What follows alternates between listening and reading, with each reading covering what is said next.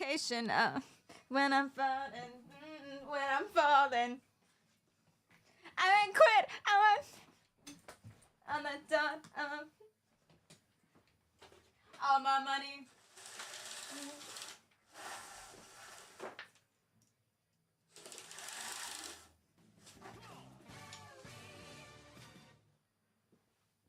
Put it up.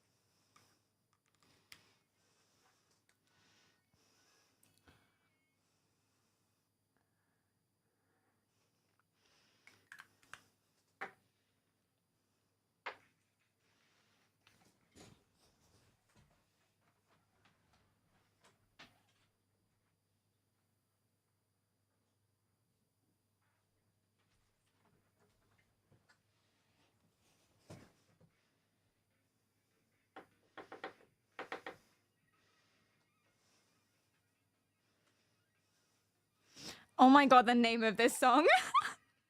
Why is it called this? Someone exclamation mark song.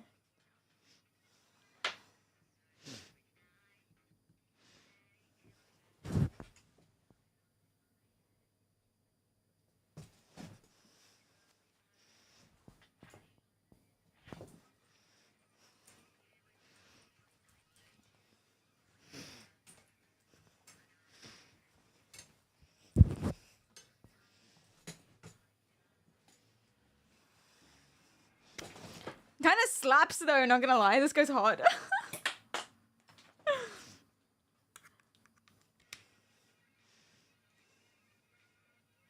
Now that is my type of jam, yeah,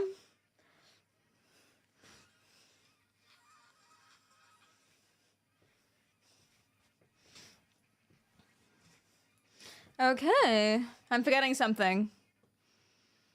TTS. And chat. Oh shit, I'm forgetting so many. And Instagram, fuck! Every goddamn day. Connected. Yeah. Do.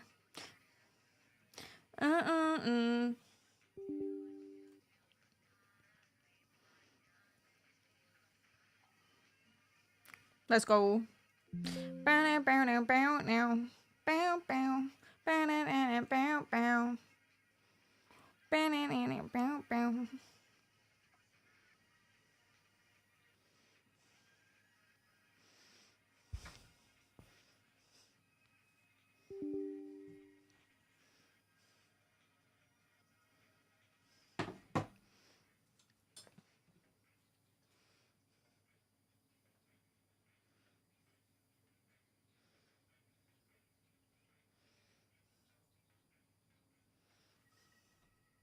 Sick. Welcome in, everybody. Wait, why is why is it doing, oh, I have to install a whole other thing. God damn it. Welcome in, everybody. What's up? Good morning. Hello, hello, hello, hello, hello, hello. Oh, oh, oh. Hold the thought. What are we listening to? Why isn't it working? What do you mean? Okay, I may have panicked and freaked out for no reason. Hello, welcome in. How are you doing? What's up? Good morning. It like just needed a second to load, and I was like, "What are you doing?" Welcome in, everybody. What's up? I went to Daddy Kento this morning. That's why my hair is wet. It's so loud. Wait, I want something we can sing to.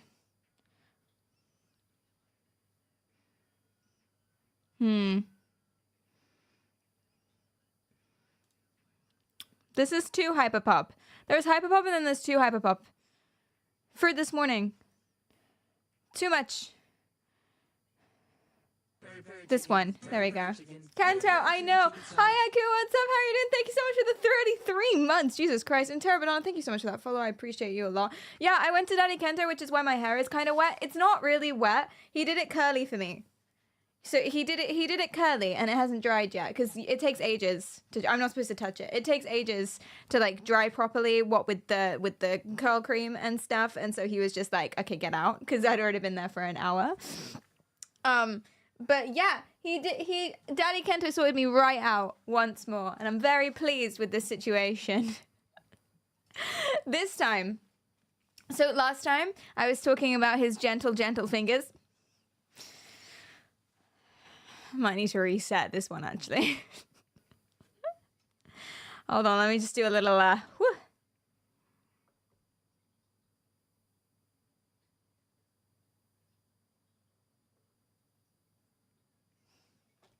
Hey everyone, welcome into the stream. How are you doing today? What's up? Curly for the prize ceremony? No, Curly despite the prize ceremony. He was like, I was like, I'm going to have to wash it before the award show because it's Wednesday and the award show's on Saturday. So I'm going to have to wash my hair anyway. And he was like, curly or straight. And I was like, give it to me curly, bad boy. Do what you got to do. None of this interaction actually happened. But he did. But he did it for me curly this time. Last time I was with Daddy Kento, my hairdresser for anyone who's joining us. Last time I was with Daddy Kento.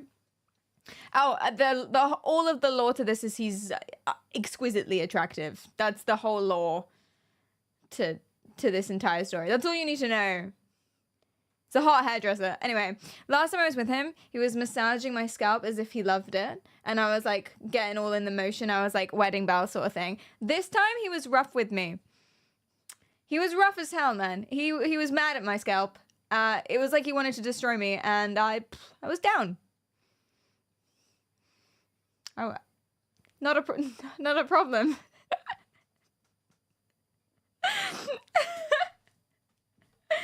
Your wording still is better though, Toby. It's better than it was. Hi, Ro. What's up? How are you doing? Yeah. I'm fine with it. Anyway, we struggle to communicate with anything other than our souls. He recommended me this show that he's watching. And I don't think he knew that I knew what he was saying, so he pulled out his phone and he showed me the show on his Netflix app, and I was like, looks good, buddy. And then I wrote it down, and I was like, I wrote down the show that you showed me. And he did not understand what I was saying at all. Not even slightly. Like, I was like I wrote it down. I showed him. I just wrote it down. That's all. This went on for a while. Maybe I wasn't doing a good job of explaining what he was very confused. He thought I was asking about like how to download things on Netflix. And we ended up just laughing and giving up. It was fun. We don't need to communicate with words. So, interestingly, I can say any like really complicated hair thing at me and he knows exactly what I'm talking about and he does it to perfection. Which I guess makes sense. Anyway, welcome in. Just learn Japanese. Man, I asked him. That's why I asked him at the end, like, how do I learn Japanese? Like, what's the most important thing for me to do? And he said, you're never going to know it all. So just do the basic stuff. And I was like... And then I said, arigato gozaimasu, and that's mispronounced. That's better than what I did in the shop. And he laughed at me. And now basically we're in love, is the end of this story. We're in love now.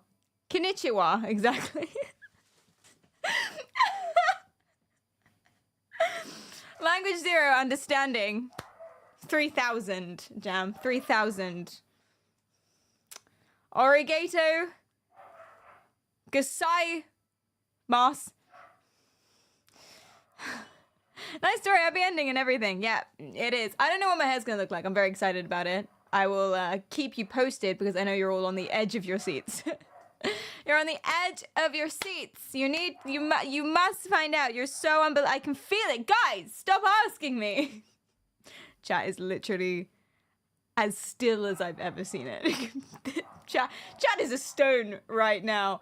That's on me.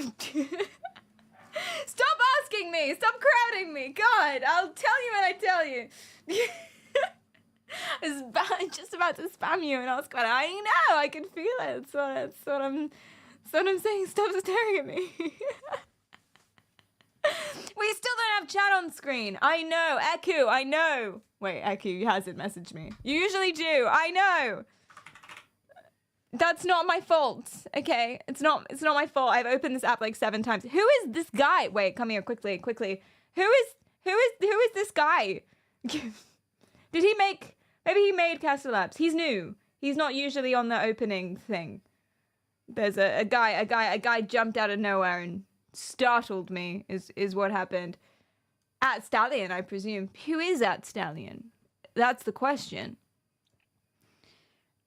Cool, we should have chat up now. If you can't see it, it's because you're blind and stupid. There it is. Okay, cool. I did message you, but in chat, not DMs. Oh, I see. Okay. Good. I was going to think you're losing your edge, man. That's what I was going to think. I think I offended Kento like 6 times. Because he said my hair looked good, like, afterwards. And I made a joke about how that's actually him complimenting himself. And he laughed. But I feel like he would have done that regardless of what I said. So, and then he said, I need to work on my English. And I was like, we understand each other. And he goes, really? And I go, enough.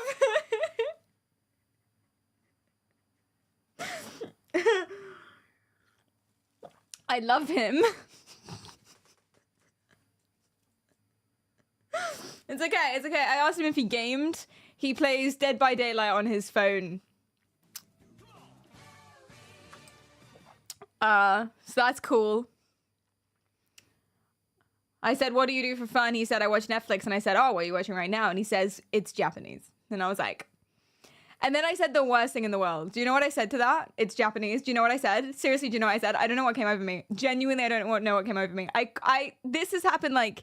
Okay, to be fair, this was recent, so I'm allowed to keep cringing myself. Do you know literally what I said after he said, you won't know it's Japanese? Do you know what I said? I said, I've seen Death Note. Oh, what do you mean? What do you mean? To be fair, he brought up anime. He said, oh, I like a lot of like Japanese shows and animes. And I was like, I've seen, like, I didn't bring up the anime. He brought up the Isn't that Korean? No, it's set in Tokyo. Idiot, I need a new... This is what I was thinking, actually. I feel like I could never... I felt this way last time, that I could never go back to Kento. The thing is, he remembered me. He remembered me. I came in, and I was like, sup? Well, that's not at all. I said, oh, hi. I have a 12 o'clock. Anyway, but I was like, sup, bitch? And he was like, oh, it's been about 3 months, yeah? He remembered me. And I only felt safe to go back because it had been so long and I thought he wouldn't remember me. I don't remember why I didn't want to go back. I don't remember why. I think I'm paranoid he can read my thoughts. But then again, we wouldn't have had a communication issue if that was the case. He's a fantastic hairdresser. He is a fantastic hairdresser. Next time, I'm just not going to say anything. I'm just going to be one of those really awkward people that go to the hairdresser and just silent. I'm not going to say anything because I can't do it, guys. I can't. He just looked at your hair and thought, that's at least 3 months.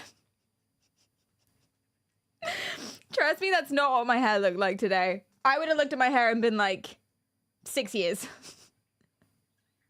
He flusters me. He does. I can't speak to people while they're working. I just don't know what to say. And the thing is, there were these two people next to me, this American dude and a British barber. I don't know why I specified their nationalities. It doesn't make any difference to the story whatsoever. But there were these people next to me, and they were like in a really deep conversation about Logan Paul and or Jake Paul or whatever, and the fight against Mike Tyson, and like how it was entertainment, but like people should have known that it was entertainment. Everyone was really tilted about it. Oh, but maybe that was a good thing. Maybe they should be tilted about it. And I had so many opinions, and I was like, and I was gonna ask Kento, did you watch the Mike Tyson Jake Paul fight? I decided not to ask him because I don't think so. I don't think that I don't think that he did. I love him. I don't know. Yeah, I don't know what to say. Last time I had a conversation with a hairdresser, like a full conversation for the entire time with a hairdresser, I ended up being this close to asking if how her sister got abused. Wait, there's like hold on. There's like 1 second. There's context to this, okay? But let me set the vibe. All right, there we go. Because listen. She was talking about hair, obviously, as hairdressers do. And then she was talking about like various things that go through. And then she asked what I did. I talked about psychology. And she was like, oh, what's the most fun mental illness? Which I love. I love that question. Thank you so much. I like people who speak like that about things. And so obviously she's batshit insane, because if you were batshit insane, you wouldn't talk about mental illnesses like that, GG. And so she said that I don't have multiple personality disorder, but my sister does. She has DID. And I was like, that's interesting. What's that like for her? I'm so sorry about that. Now, every single case known to man, I think, I'm not sure, probably, of DID occurs in childhood because of some severe trauma, usually sexual. So for the next like 15 minutes, I was holding back asking, what happened to your sister? I didn't though. I didn't ask that because it's inappropriate. I know it's inappropriate. But that was rough. That was a rough one. She asked me what I did. Said I'm a streamer. And she rolled her eyes. Fine. I'm not inviting you to the streamer awards then, bitch. Okay, this was my hairdresser from like a year ago. What did you do to your sister, bitch? Yeah, literally. Should have done it for the plot, so I could report back to you guys. Upset, trigger, and traumatize a woman. Also, maybe she doesn't know. Upset, trigger, and traumatize a random woman who's just trying to cut my hair. Mid-haircut, by the way. Not at the end of it. Mid-haircut. She would have chopped it all fucking off. Just so I could report back to you. Yeah, actually, that sounds good. What would she say? What would she have said if she'd known you've been nominated for a huge thing? Exactly. Everyone's like, oh, YouTuber, gross. Excuse me. I'm actually kind of a big deal. They don't even know. They don't even know how big a deal I am. They don't even know. They're not even aware. My streamer. What's the kappa for? Do you know who I am? What's the kappa for? We gotta drop that after to protect hair. Can't have them going rogue. That's true. That is true, actually. If you say, by the way, this is for a very serious event, and I'm a very important, special person, please don't give me bangs when I'm not looking. Thank you. Paris gonna run out of hairdressers she hasn't annoyed soon. I've literally hop, skipped, and jumped all over London to all of the hairdressers. I've been to every single hairdresser because I'm not very good at communicating, and I always hate my hair after I get it cut. I always hate it. And so I just keep like bouncing around. I blame the hairdresser for no reason. It's obviously my fault, but I blame the hairdresser and I just like bounce around to different ones until I found Kento. Until I found him. And my life has changed. What's that song? That's like, hold on, I have a song for this. This is how I felt when I bumped into Kento.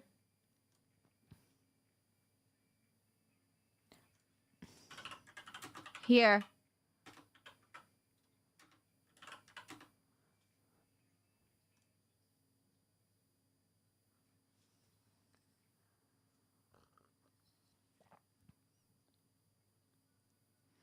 After Kento cut my hair for the first time, this is exactly how I felt.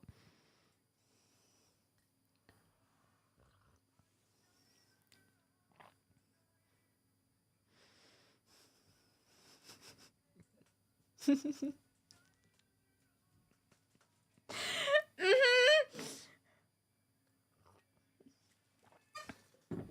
He is the first haircut in like 3 years that I actually like. Now, I don't know what's going to happen with this, I'm going to be honest. I don't wear my hair curly, and it's not done yet. So I'm not sure where this is going, but I have faith. I have confidence. Kento can do no wrong. Anyway, chat. Fuck it, let's make this the vibe of the stream, why not? Okay, chat. I think it's gonna slay. I think it will too, because he did it and he can do no wrong. Are you hoping Cleedom doesn't watch the VOD? Cleedom has listened to my speech one-on-one about Kento. You guys have clipped it and sent it to him directly. He has watched the entire thing many times, and I'm not confident he's not present now. It's no secret.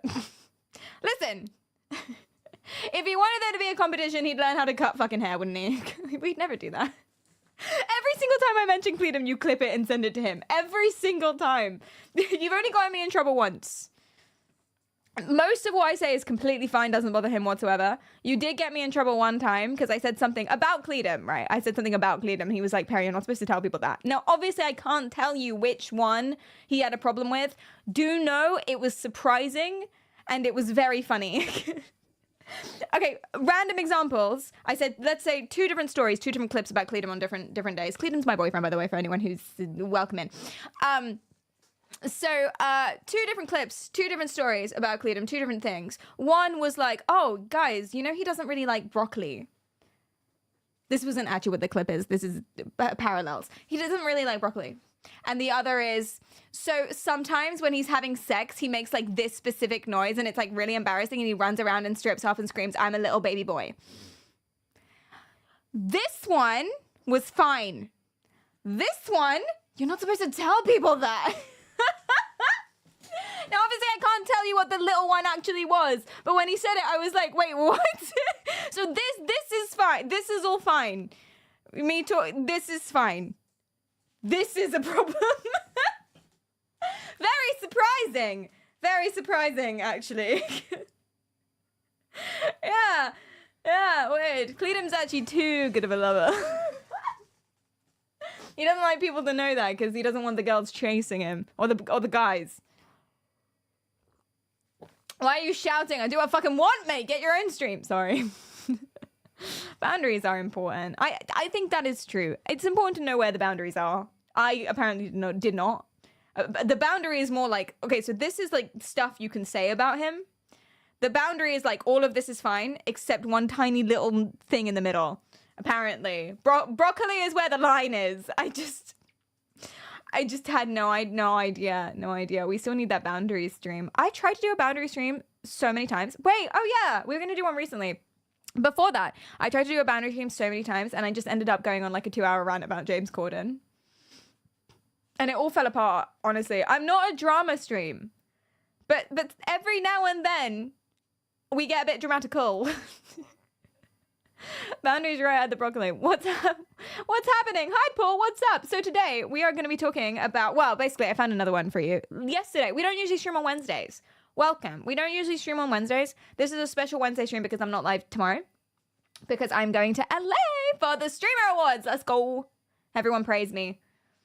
Tell me I'm a good boy. Praise me. Thank you. Thank you. Thank you. I'm going to the Stream Awards. I know. So I'm going, good shit, parents. Thank you. It's exactly the energy I was looking for.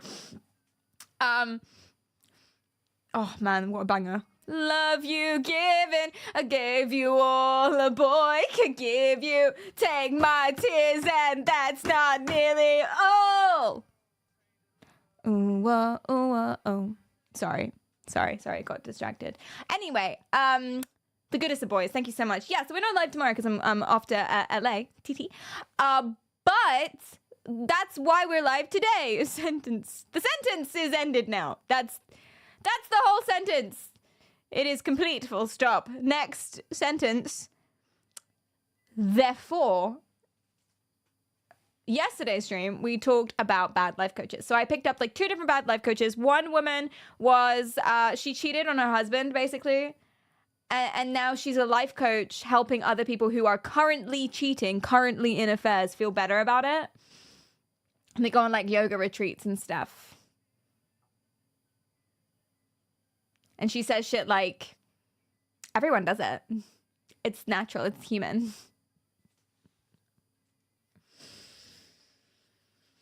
A copium coach, if you will. Absolutely. You don't have to feel guilty. You probably should a little bit, actually. You probably should.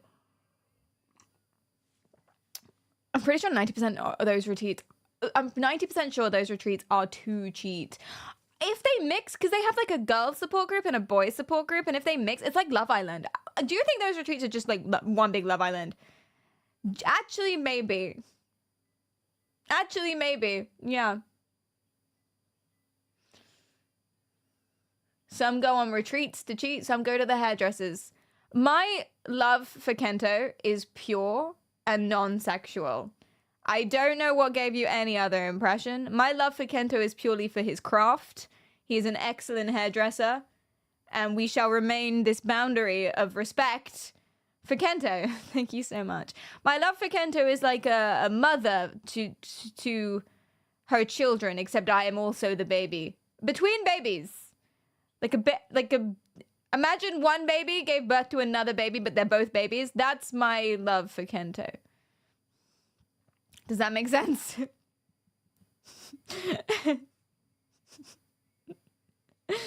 Yes, exactly. That's how I feel about him. Perry, what the entire fuck are you talking about? I don't know drums. I've got to ration my medication. I've got to ration because I've run out, and I ought to take medication before the red carpet instead of now.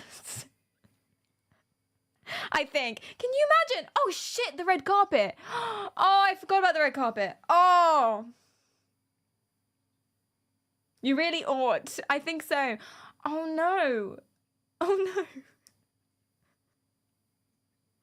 Oh no, I can't. No, someone has to do it for me. Have you bought a dress? Yes, but I don't have any shoes. Like, I don't mean I don't have any shoes that go. I don't have any shoes. I have zebra stripe trainers.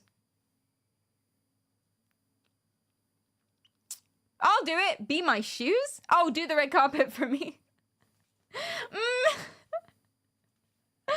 Go barefoot as a statement. I'll wear shoes when Palestine is free. Sorry, inappropriate. Political.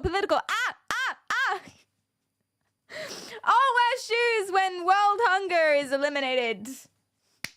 I'll wear shoes when Saudi Arabia has gay marriage. I don't know. What am I talking about? Talk your talk. Say your words.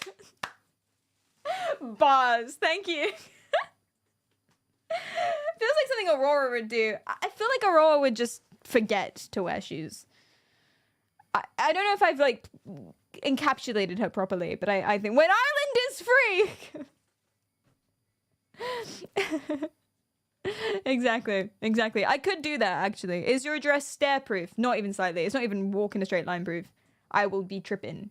I'll be tripping like nobody's business, but that's okay. Also, the red carpet's going to be bad because I don't talk good when people are looking at me. And there will be a person or a lady with a microphone in front of a camera and she'll ask me a question and I know I'm not gonna be listening. I'm not gonna be listening. But the thing is, usually if you're having a conversation and you're not listening, you can be like, I'm sorry, what was that? Or, oh, I'm so sorry, I drifted off there for a moment. What were you saying? You know, you could do that. But if it's an interview in front of a camera, you can't be like, huh? You get one chance. You have one chance to be listening to the question. Okay, you got one shot at it. And if you miss it, then guess. You have to guess. Are you one of those streamers who are only good talking to a camera alone in their rooms? Yes. I'm sorry, was that not clear? Does that not come across? I feel like it ought to come across, actually. Don't worry, I'm also very good in other people's rooms talking to their cameras, too. But I can only really handle it if, like, there can be one other person, maybe two other people in the room at the same time. Otherwise, I can't do it. Sorry, but you were just too boring. Sorry, but that wall over there was more interesting than your chat right now. My bad. Wasn't listening.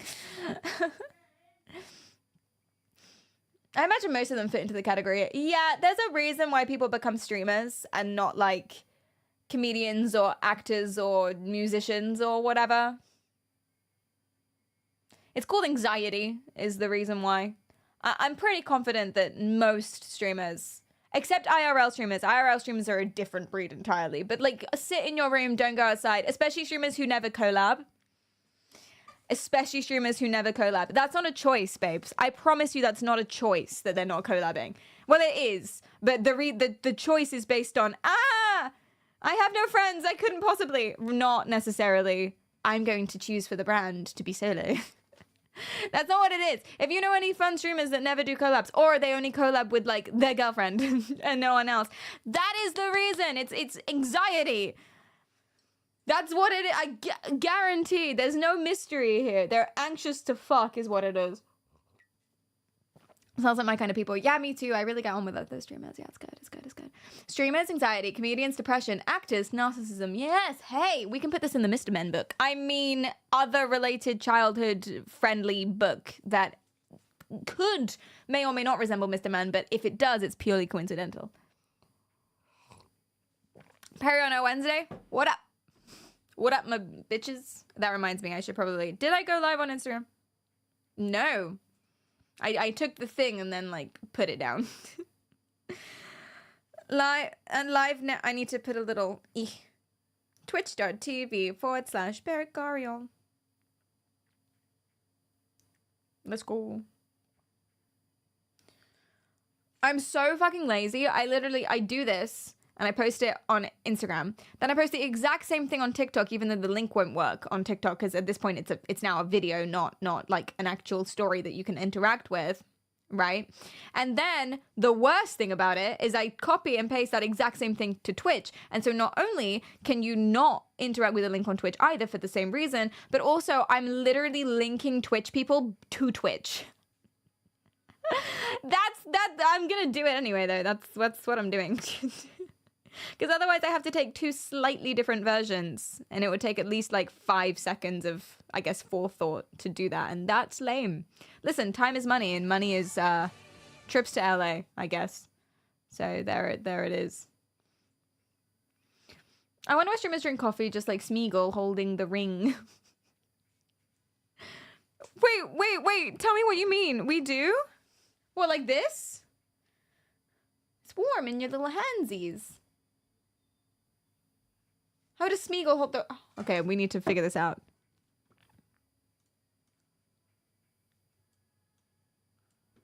Smeagol holding ring.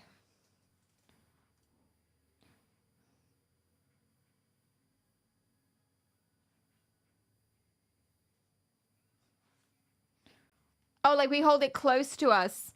Oh, Svenik and James, thanks for the follows. I appreciate you. Okay, 2 things. 1, weird vibes. We're moving on. 2, come with me. Oh.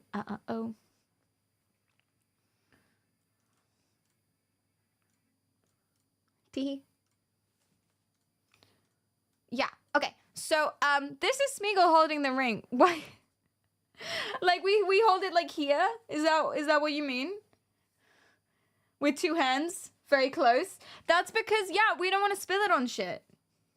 Every single thing I own, all of my £3 million net worth, alleged £3 million net worth, is literally right here. Everything I own that is worth anything valuable is within spilling distance. So I need the coffee, but I'm not gonna brandish the coffee. Imagine spilling a piece of coffee on a PC Wild. It could never be me. I would never do anything like that. You have to be some real kind of fucking idiot to spill coffee on a PC. You have to be really... Listen, I don't necessarily subscribe to the idea that people can be stupid, because what even is intelligence? You know what I mean? Everything is like hundreds of different cognitive skills. But you gotta be real fucking stupid to spill coffee on a PC. Guys, you're supposed to link this clip for the punchline. No one linked the clip. Guys. I have to find my own clips. What is this? I spilled coffee on a PC. Coffee-proof KBS are a thing. Coffee-proof keyboards are a thing. Okay, so my keyboard costs like £3.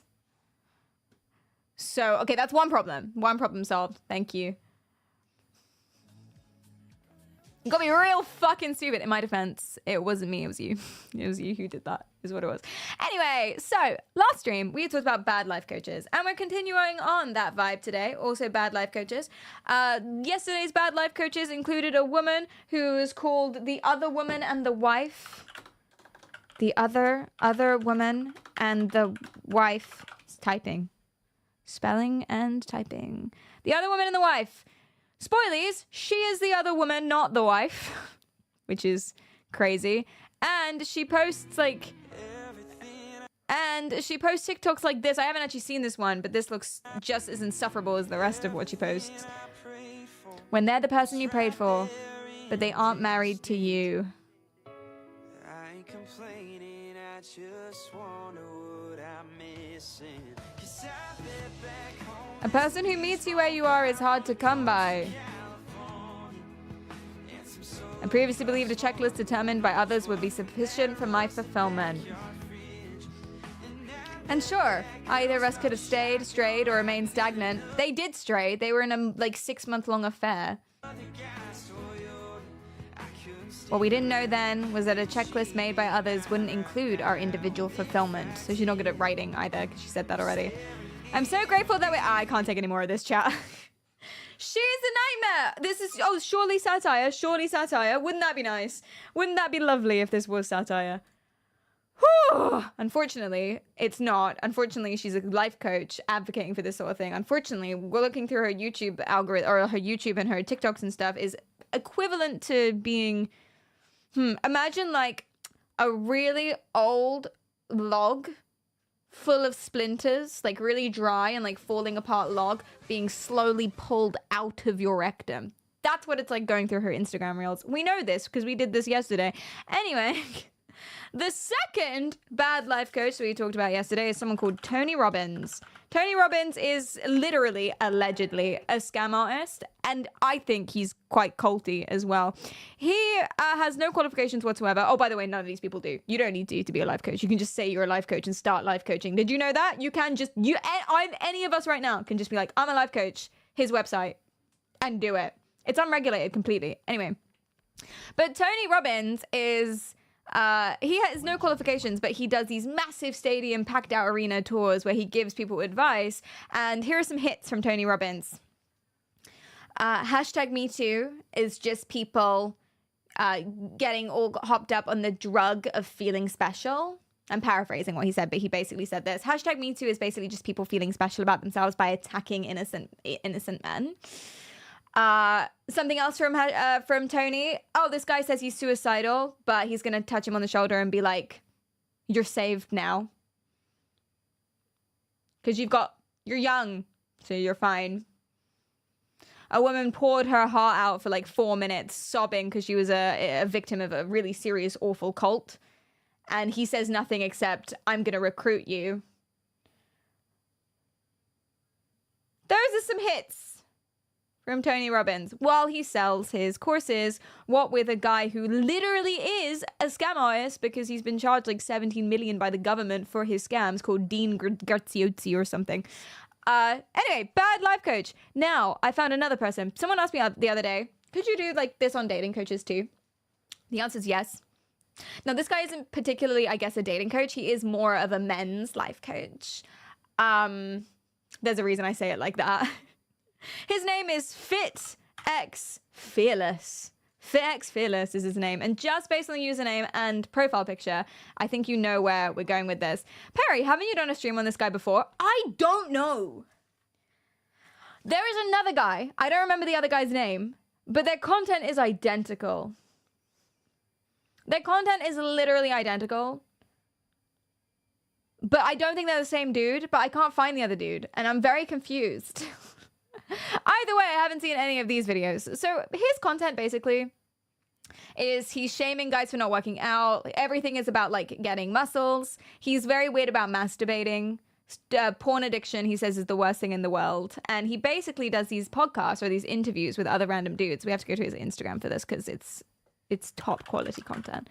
But he basically like does these interviews with other guys and he tells them everything that's wrong with them and how they can look more attractive.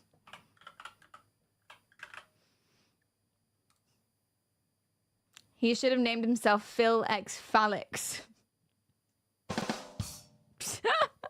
That was rough from you, actually. That was rough. Yeah, so he basically like just talks to these random guys on WhatsApp or whatever, and then he tells them why they're not hot and how they can be more hot, what like him. Some advice, man. Well, I like the hair. Let's see the physique. I'm a boxer, so I can't really gain like too much weight because if I gain too much, it like kind of slows me down. Listen, all you fighters and stuff, I love it. But just be aware of the consequences of your actions. You still look good and you're still handsome enough to get away with having a skinnier physique because of your face. If you didn't have a handsome face, bro, it would be tough. How tall are you? I'm like 6'1". So luckily for you, you have a handsome face and you're tall. So your issue with your physique isn't that big of a detriment. But if your body was better, it would make it even easier for you. I don't know, I feel that, but like I low-key been in some relationships. I think someone should mention the facial hair if we're I feel critiquing like this I should gain guy. a bit more weight. That's what I'm saying. I'm saying that you would Not look that that's the better, point. but because you're handsome and tall, you still got those girls to be in a relationship with you. I'm just looking for some looks, Max. Based on these completely, apparently objective universal qualities. Completely objective universal qualities, allegedly. You can be skinny because you're tall. And therefore, I would basically, all of this is going to come down to whether or not this one particular guy would fuck you. That's pretty much it, all of this. Let's see if he'd fuck this guy. How could you possibly lose $30,000 in a month when you're living with your dad? The majority of it. Oh, this isn't about his attractiveness. He branches out. He's not just talking about attractiveness. I was talking to some girl, and we started dating a dude named Big Dating? JD. I don't even know who he is. He came and he got in there. So wait, how did that happen? I have no idea. Just one day, she texted me, and she was like, hey, I've been seeing somebody else. And I thought she was kidding with me. I thought it was like prank or something, and it wasn't. And then I found out who it was from a friend that said that the dude's name's Big JD. I don't know if he's like a gangster or... I have no idea. I want to Hey, know man, these this is people. insane. So okay, I wanna a know these random day, people. She hit you up and was like, I don't want to do this anymore. She left me for Big JD. Sorry. I'm so sorry. Criticize his face. Man, you got better abs There than we me. go. Nah, Man's is shredded. All right, man, your body looks really good. How tall are you? 5'10". Okay, your body looks nice. The hair looks decent as well. What's going on with your dating We life? give this a Oh, 7 out of shit. 10 would Looking fuck, like that? according to Fit What part X of Europe Fearless. you live in? Portugal. How the hell you not getting girls in Portugal? Man, I don't know, man. I think it's more mindset and stuff, you know? Are you not approaching them? Yeah, the thing is that, like, I work a lot, so So what do you do? I have 2 jobs, and on the part-time, I'm doing trading. So you got to put it in your calendar to be able to talk to women. So if you have a busy schedule, you can't just hope that dating Yeah, figures itself in out. my Google Calendar, this is how my day goes. Okay, in my Google Calendar, it goes, get ready, gym, stream, lurk outside of the supermarket, 2 hours, approach women, bed, rinse and repeat. That's what I do. You gotta block out your lurking time. You have to. Yeah, this guy's job. I mean, he gives advice. He's a life coach. He gives advice for lots of different things. But mostly he just analyzes guys and tells them why they're not hot. I don't know, my dating's pretty dry, man. First of all, bro, what the fuck is going on with your hairline? I'm like, Cut joking. that So shit we off, got like man. bad hairlines in general. I'm If you got a sorry. bad hairline, the good thing to do is not to leave it and it looks worse. So you're gonna have to either cut that off or go get a hair transplant ASAP. Really think I Oh. can't just like grow up like braids or something or do like locks? Braids? What the fuck the braids gonna be in the back of your skull? What the Yeah, fuck? but if like you do the hanging, like if I got them hanging, I feel like it'll cover up a little bit more. Joseph, touch your hair, bro. Touch your hair. Where the fuck is the braids gonna go? I don't know. They're So gonna shave be. it off. I would say shave it off. It's gonna make you look a lot better. Okay. If you don't want to just let go of the hair, I would say get a hair transplant, have them bring that hairline back, and then you can start over and you will look a lot better. I think a hair transplant is the best thing for you. Okay. I Yeah, think he try could that. do the I'm just braids. looking for like looks maxing tips. I don't know. My dating's pretty dry. I think he could do the braids. Lynn thinks he could do the braids. You know? You know? I think so. You think he could I think he could shave it, but he clearly doesn't want to. Man, what the hell? Bro. Man, listen here, I bro. know, man. I know. I thought, I look at, used to be 320 pounds though. So, like, okay. I'm in the I right like this direction. guy. I don't know. Looking There's at something you about from this your guy. chest up, I was like, man, my man looked like he swole. Okay, you used to be 300 and what pounds? 320 pounds. Woo! Did you stop working out? No, I'm still working out. Like it's just been a process, man. Like it takes time. You have to be consistent. So like Okay. I've been on this for about almost 2 years. I started January 1st, 2023. I am right now sitting at about 225 pounds, but I still have a way to go. I probably want to be around like 190. That's really impressive. How tall are you? I'm 5'10". Let me see that hairline. Oh man, it's not good, but You gotta His just hairline's shave like that shit mine. off, man. Don't leave it on your head. That's like It my makes you hairline, look but you can't tell worse. because I've got guys. If you have schmooshies. a hairline that is that See, far back, this is why I agree with the braids, dude. Okay? This is why I agree with the braids, dude. Because look at my swoopies. You would never know that my hairline comes like all the way. It comes like all the way back here, you see? But you don't know that because of the smushies. It's the perfect disguise. The smush. That's what I mean. That's the point. That's the point of the smushies. And I think that the braids could work. No, Perry, give it up. Shave it all off. Hairline reveal. Just get the smushies out the front, and then you're good to go. That's all you need. Grow them out. That's what I'm saying. It's like a double comb over. Oh my god, Aussie Crime, what's up? How are you doing? You don't got his hairline though. His is a little bit more advanced than mine, I would say. Mine's still hanging in there. if it's doing the moonwalk, if it's that far back on your forehead, shave it off.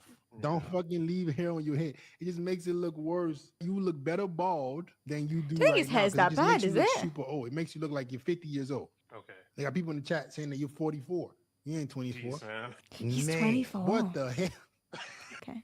Just vibing after gym at 2 a.m. Nice. Welcome, welcome, welcome. So this is basically his job. I give you a little overview. Okay, I'm going to be honest. I went pretty hard on him really quickly without... I keep doing this. Basically, I know all the lore, right? Because I've researched this topic. So I know all the lore about this. And I have a tendency to just like go in hard and be like, this guy's an asshole and not really tell you why. And you can't get on board with that. Do you know what I mean? It's a mistake. You guys can't get on board with it because you don't know why. But let me teach you. Okay. Something this guy does, which is very, very, very interesting, is he will put a pic in all of his thumbnails. He'll put a picture of himself to compare. It's just really funny to compare to these other guys. So, for example, he'll point to this dude in his thumbnail and be like 3 out of 10, and then he puts a sexy picture of himself next to it.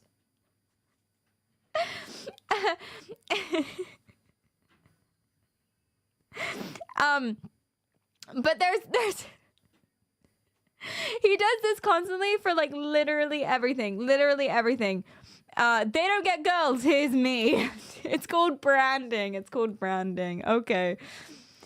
There was a particularly excellent one. A particularly excellent one that I must show you. But I didn't save any of this because I wasn't planning on streaming today. Yeah, he's also really weird about his dick too, but we're going to come back to that. Protect your penis. Why? Why? Oh, I must.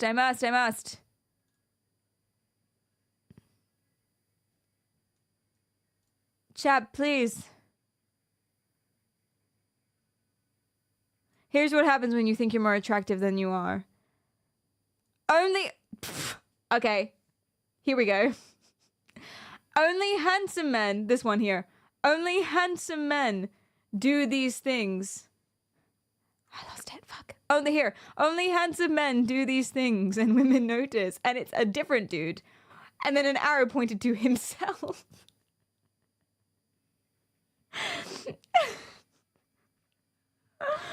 Oh no! Make your penis grow. And then it's a picture of him shirtless. It's called branding, guys. Guys, it's called branding. Is what it is. It's very important, right? We can't begrudge him. He's like also really weird about porn and stuff. Like he's not scientific at all. I'm gonna play you. There's 2 different routes we can go down.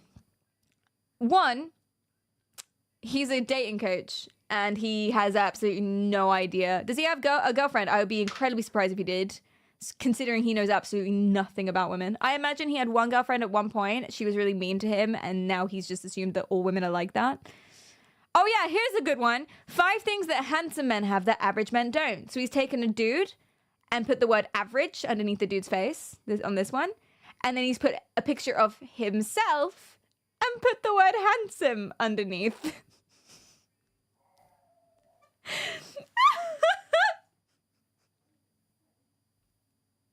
Listen, I'm not saying he's not attractive, and there's nothing wrong with knowing that. You know, there's nothing wrong with knowing that you're attractive. Okay, let me pull up my notes. Oh my god. He is the most humble guy of the year. He couldn't possibly. But what? Listen, humble rhymes with bumble, and ain't no bitches talking to you. So get off the apps. Try Tinder, I suppose. All right. Here's why he shouldn't be a life coach. And by the way, he's a life coach. That's the point. He's a bad life coach because he's not qualified at all and says ridiculous stuff. And here is a perfect video that encapsulates why he is a bad life coach. In this video, I'm going to share with you 5 psychological facts about women you didn't know. Psychological so you can use facts. them to your advantage. God. Whenever anyone says psychological fact, they're already wrong, because that's really hard to do, and you gotta mediate.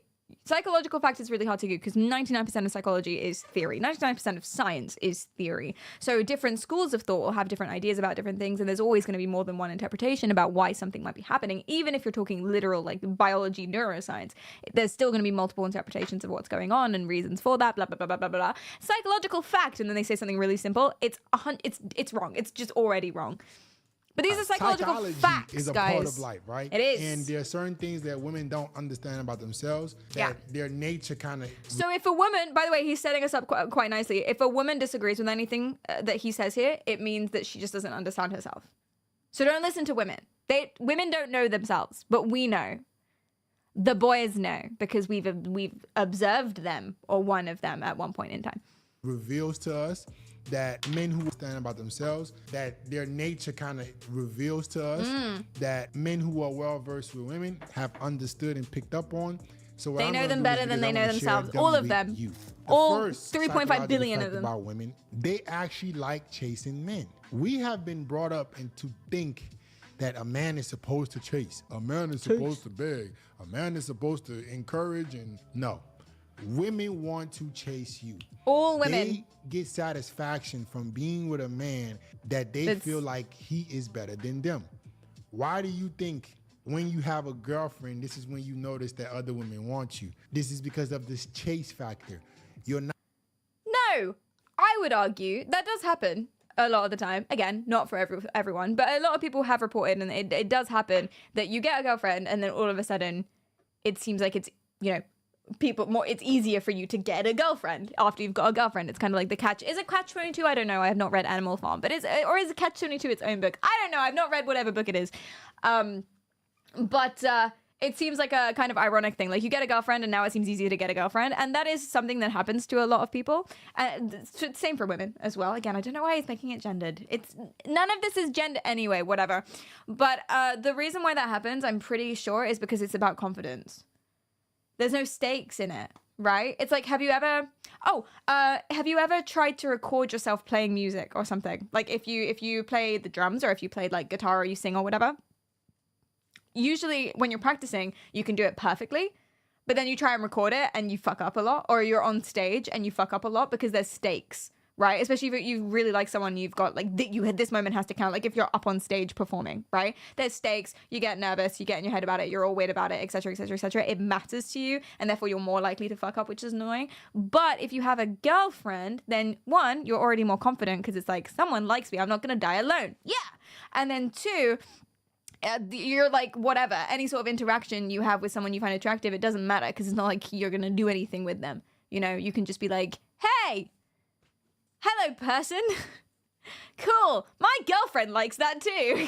You know, that's why. It's not because this woman now knows somehow, even if you haven't told her, that you've got a girlfriend and she wants you. No, it's because you're not being weird anymore. Not easy to assess. You're not easy to have access to. Right? So women want to always be chasing something. All women would like to chase things. They might things. hide behind. They might deny it, but they're princess wrong and or persona, stupid. They don't but know they really themselves. want to chase a man. You ask a Okay. woman, tell me about your exes. And the exes she's gonna always complain about are the exes that she was the one chasing. She was the one begging for more. The guy who did everything right, the guy who was always there for her, she barely remembers him. You ever hear a woman complain? But you, the word complain, though. Complain. About the good guy? You ever hear them make videos about the good guy? No.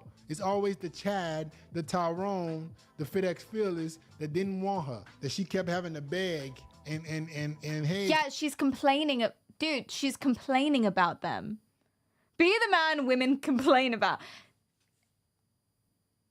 Is he even listening to himself?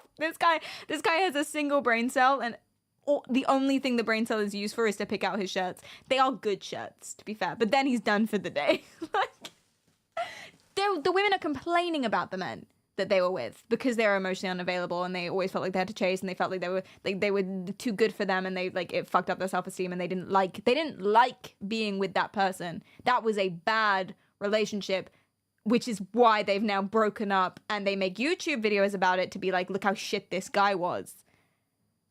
And you're saying, therefore, you should be that guy because look how obsessed she is with him. She's obsessed with getting away from him. What for the trauma that being with the jackass caused. I feel like that's so obvious. That Tyrone's so hot right now. All these women hate him. So jealous. Hi, Buster, what's up? Can you give me a relationship? That's the only guy she remembers. He takes up the most. Do you space in her ever head hear because that's the what woman she's complain into. about the She good wants guy? to keep No. pursuing you. So don't It's be like she foolish. likes Don't them think or that as a something. It's man crazy. That it's your job to always pursue, because she doesn't actually want that. She wants to pursue you. She wants to be the one hitting your phone up, calling you, texting you. She might deny it, but it's the truth. The more a woman chase, the more she's gonna chase. She might say you're wrong, but don't believe them because women are lying whores. This is why it's so important to not Life lay all coach. your cards on the table when you're dealing with a woman. Leave some of your Wait. interests I don't want to miss anything. Okay, so I'm just gonna like, fuck off. What is this? I'm just gonna like make notes as I go along. Okay, so step one, be emotionally or just in general unavailable. And that means like unavailable, which means ignore her texts. Okay, GG. Ignore her texts. Got it. Thank you. history. Don't be so into talking to her. Don't be so into getting to know her. Give her some room to chase you, and she's gonna thank you for it. She's gonna be happier because you're gonna stimulate her more and tap into that psychological need. You stimulate a woman to be by with a not man that is touching better her. than The second psychological fact about women that you didn't know. Second fact, women let's go. are hive-minded. This is gonna relate very much to pre-selection. Women think in groups. Think about everything since the beginning of time. Women want to be socially accepted. This is how they keep themselves I'm safe. sorry. So forget why they acting like this. We are Legion. Resistance is futile. Stimulate the woman by not touching her. And remember, you're not just dating one woman, you're dating the ecosystem. It's like fungi is what it is. The hive mind. Where is he going with this? Bro, think about the biology behind The it. biology. I know this is a psychological video, but think about the biology. Is it a behind why psychological women do this. video? When they're protected by a community, they have a higher chance of surviving with their offspring. So women naturally do what the community likes. Women naturally do what the Is community. he describing Friends? I think he's describing Friends. It's okay. Tyrone or whatever his name is doesn't have any of those, so he doesn't know. He doesn't know. wants. Don't Whatever be mean to doesn't him. fit with the community, she tends to not want to do. Why? Because she risks losing protection of the community. Women. So basically what's happened, let me explain this. Tyrone, or whatever his name is, I really don't know what I'm going to call him Tyrone from now on. Tyrone basically like went up to a woman with like a club or whatever at late night on the street and was like, hey baby girl, let me get them BBM pins or whatever. Listen, that was the last time I dated.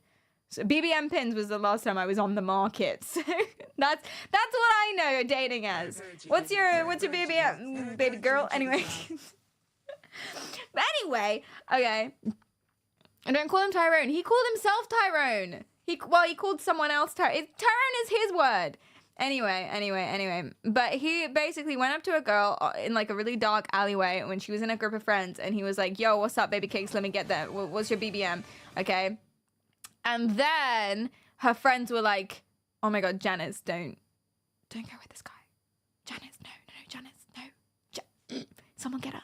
Someone pull her back. We'll get you a cab. No, actually, she's fine. Thank you. She's fine. She's really, really drunk. Get her away from this guy. Who is this creep?" And then they got her in the taxi. That's what happened.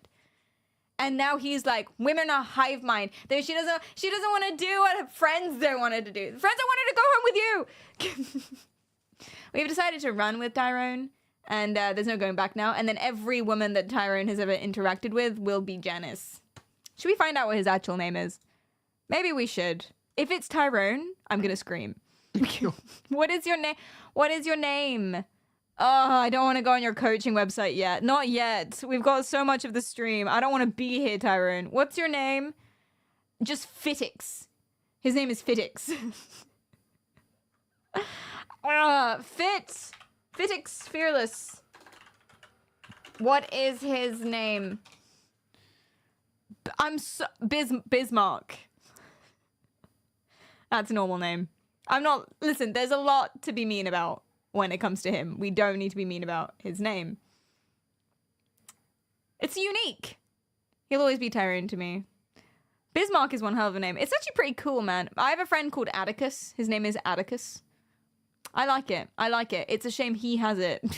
Sorry. Are we sticking with Tyrone? No, we're going to call him Bismarck, and I'm going to pronounce it in the most, English way possible. Think in hives. They want to be a part of a community. That's why it's so important that other women want you. Other women want what other women have. When you have struggled a with that lot one. of pre-selection, Long when words you're from my guy. deemed socially acceptable, women automatically like you. Let's think about social. Okay, he keeps saying pre-selection. What is pre-selection? What does that mean? It's a screening method to eliminate potential mismatches in the hiring process. So it's like pre-employment tests and assessments used by 35% of HR departments. I feel like that's not what he means. Political party candidate selection, that's not what he means either. It allows international students to be assessed before the call for applications is published to universities. That's not what he's talking about. It routes a call to a free line. That's not it. A pre-selected checkbox that tricks users into making unintentional recurring payment. That could be it, but I'm not sure. What is pre-selection dating? I feel like I also need to stick red pill on the end of that. Oh shit! I typed in pre-selection dating, made my red pill joke, and then this is the first link. Purple pill debate. I swear to God, this is what I'm saying. All of these guys. Who are these guys? All right, go on, give it to me. Purple pill, man. Don't know what purple pill is. I'm gonna be honest. I kind of get all confused with the red pill, blue pill, black pill stuff. It's all not. It's all weird. All of it is weird and wrong. What is purple pill? I don't know. Pre-selection refers to the idea that taken men in relationships are more attractive to women than single men, because it indicates, well, if she's with him, then he must be a good, safe choice. Yeah. I suppose so. Let me tell you why, though. First of all, by saying this is always true for all women, you're wrong and you're stupid. This can be true sometimes. It would make sense as one of the things that could happen. But lots of processes happen. Everyone is different. Multiple things happen simultaneously. And what weighs out in the end, what wins out in the end is going to be different. So, yeah, let me tell you why this happens. Listen, I'm going to be honest. If I see a wedding ring, that guy gets 10 times cuter. Not that I'm going to pursue, obviously. Not that it makes any sort of difference there. But he does look a little bit cuter if he's got a wedding ring. And let me explain why before you look at me this way, okay? Let me explain why. In psychology, in social psychology, there is a theory. I mean, obviously, don't go for a married man. I'm not the other woman in the wife, am I? Whatever her name was. Let's call her Tyrone, too. Okay. But listen. So in social psychology, basically, there is a theory. I don't remember what it's called. Doesn't matter. It's so simple. Doesn't matter. But basically, if someone likes something, you're more inclined to like that thing, too, because you're like, yeah. It's validation. There's a name for this theory. ChatGPT, help me. What's the name of the theory in psych that says if someone likes something, you're more other people are more likely to agree / like it too. Spoonerism. No.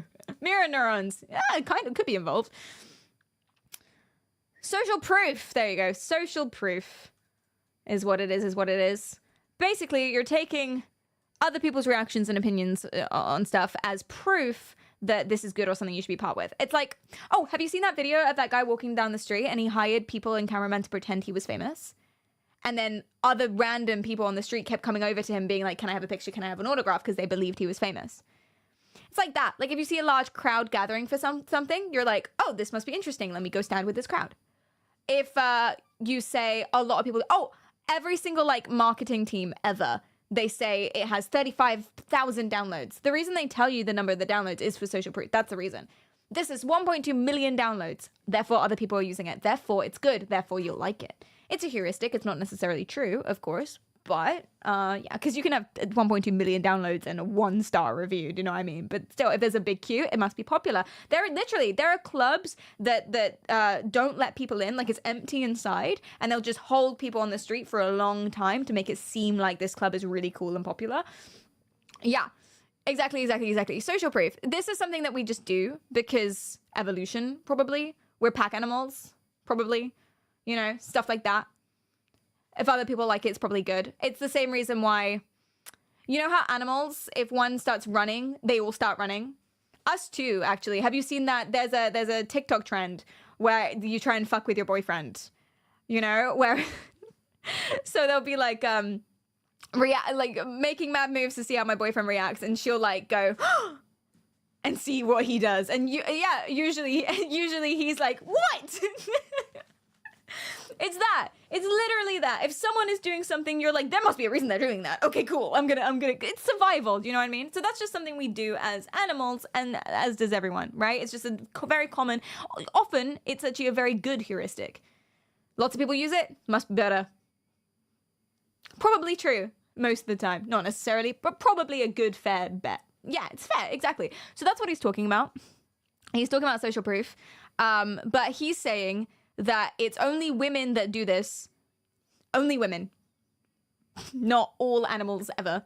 Only women do this, and it's because they're a hive mind and they want to fit in with their group. Now, he's also talking about in-group and out-group theory, so this is more psych, if you will, social psychology. In-group and out-group theory is a bunch of different stuff by a bunch of different people.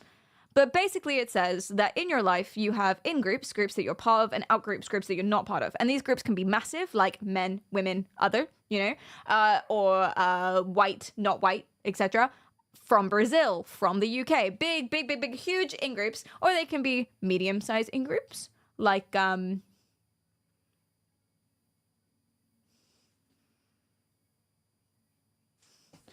wait. All of your text has disappeared for me in chat. I'm on dark mode and all of the text is now black. I can't read any of your messages. Wait, what? Wait, look, guys. Guys, look. How am I supposed to read this? What are you saying? Oh, thank God. Okay. All right, you're back. Okay, good. Should just get good. Just get better, Perry. Skill issue. I thought maybe all of you were fucking with me, but I thought, nah, they don't have that level of cooperation.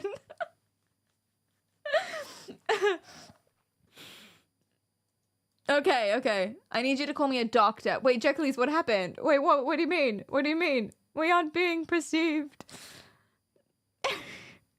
Yes, we do. I believe that you guys could have that level of cooperation. Listen, who said not? But anyway. So you have like big groups like man, woman, other. You've also got little groups like part of my book club or lives in this house, you know? And basically you favor people in your group to people outside of your group. And this presents in lots of different ways. It presents in racism. It also presents in smaller things like, oh, we like the same football team. I'm more likely to agree with your other opinions. I'm more likely to like you. I'm more likely to listen to what you say. So if you're in a friendship group, let's say here's you, here's Mark, here's Diane, here's Laura and Steve and all of these other people. That's James, right? There. And this is you. Hello. These are all your friends. Okay. And they all say, I love cock and ball torture. Okay. And you're like, huh, that's weird. You're more inclined to be like, I'll give it a go. I'll give it a go. Listen, all of my friends like this. Maybe I'll try it. Right? This is just psychology, guys. It's psychological fact. You can't disagree with this. Now, even if you're here and all of these other people, let's say there's hundreds of other people, but let's say you have nothing in common with them. They don't live in the same country as you. They don't like the same football team, except they're not your friends, etc., etc., etc. Hundreds and hundreds and hundreds and hundreds of people. They could say, I love cock and ball torture. Yeah. You would be like, ew. But if your friends, even if there's only three of them, say, I love cock and ball torture, you'd be like, huh, all right, I'll give it a go.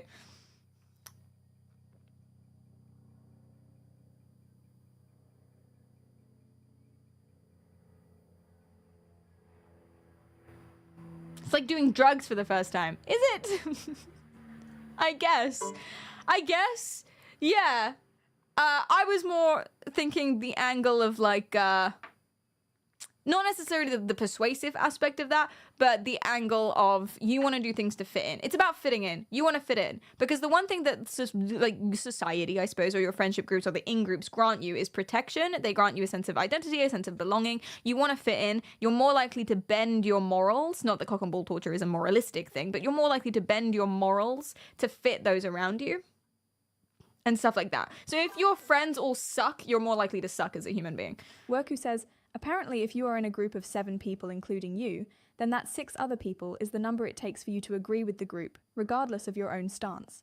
A-level psychology. Really? Things. That's what they found? Like 7 was the most, the 6 other people is the most common, most likely number. That's really interesting. I didn't know that. Thank you, Worko. Thank you for the bits. What heavens are you using? These are Razor Black Shark. Your Brit's got a colourful vocabulary. Colourful has a U in it, darling. Don't know why I did that. Your spelling was right for you. You're just American. And that's okay. Welcome in, Fat Free Milk. What's up? How many people have 6+ friends? I know, man. Exactly. Flexing out here. The 6 other people is the minimum it takes for a perceived certain outcome. Interesting. So, yeah, you're more likely to be moralistically bendy to fit the norms of your group. And this is true for everyone. This is what we do. This is what animals do. This is social psychology. Doesn't mean you're necessarily going to do. And it's not something that just women do. All humans do this. All of them. So he's using psychological concepts that he's heard probably on Instagram, not understood them at all, has no idea where they came from, and then used them to be weird about women and say that they're a hive mind, like bumblebees. We're bees. The second psychological fact about women that you didn't know, women are hive-minded. This is going to relate very much to pre-selection. Women think in groups. Pre-selection think is a about weird... everything Oh, beginning of time. Women want to be socially accepted. This is how they keep themselves safe. So forget why they acting like this, bro. Think about the biology behind it. I know this is a psychological video, but think about the biology behind why women do this. When they're protected by a community, they have a higher chance of surviving with their offspring. So women naturally do what the community likes. Everyone does. Everyone. That's a human thing. And it's not necessarily anything to do with offspring. But yes. Polo, come on. Come on. You're so cute. I love you so much. I think he understands the word cute. Because every time I say the word... Because I can say like flute and toot and all of these things and he won't react. But if I say you're so cute... Yeah, his little tail goes boop. It's a dog, by the way, for any context here. Okay, carry on. Women naturally do what the community wants. Whatever doesn't fit with the community, she tends to not want to do. Why? Everyone Because does this. She risks losing protection of the community. Everyone Women does. It's think human. in hives. They want to be a part Worku of the says, community. the biology behind why he is making this video is that he is an effing incel, spelt like such so that TTS would speak the words Lamau. Polo. Thank you for the bits. Yeah. I'm not disagreeing with you. A valuable clarification after all the CBT conversation. That's a really good point. Yeah, that's a really good point. Oh, he left. He walked away. It was too hard to get into the room. It was so unbelievably easy. Okay. That's why it's so important that other women want you. Other women want what other women have. When you have a lot of pre-selection, So what is when the you're music? deemed Where are socially we? acceptable, women automatically like you. Let's think about social status. Why do you guys think that these women are so into celebrities? Why do you guys think that these women are so into the Drakes? See, this is the thing. He's saying things like as if this is just women. This is everyone. Put a 1 in the chat if you have a crush on a celebrity. Any kind of celebrity. Any kind of anyone who might have a following and they don't really know you. Wait, who doesn't? What? Yeah. Excuse me, are you forgetting about Keanu Reeves? If I just say the word Keanu Reeves, everyone's pants should drop immediately. In like psychological theory wise. Too, but I'm ace. Oh, okay, you're excused. That's fine. You have a reason. she was talking to Cletum. Are you saying Cletum? Jokes on you, I have no pants. Oh no. Yeah, you got Ryan Reynolds or Rayanne Reynolds. Rayanne Reynolds. Thank you, Jam. We've got Keanu Reeves, Dua Lipa. What's the one Kleist likes? I forgot. There's one he doesn't stop talking about when he's had a few gins. Mrs. Incredible. Okay, you do you. you do you. Carry on. Sydney Sweeney, very popular as of now. That's true. Exactly. The fox from Zootopia. He's got a charm. It's all about the bunny, though, in my opinion. Julianne Moore, that's the one. There you go. And Tom's mum, exactly.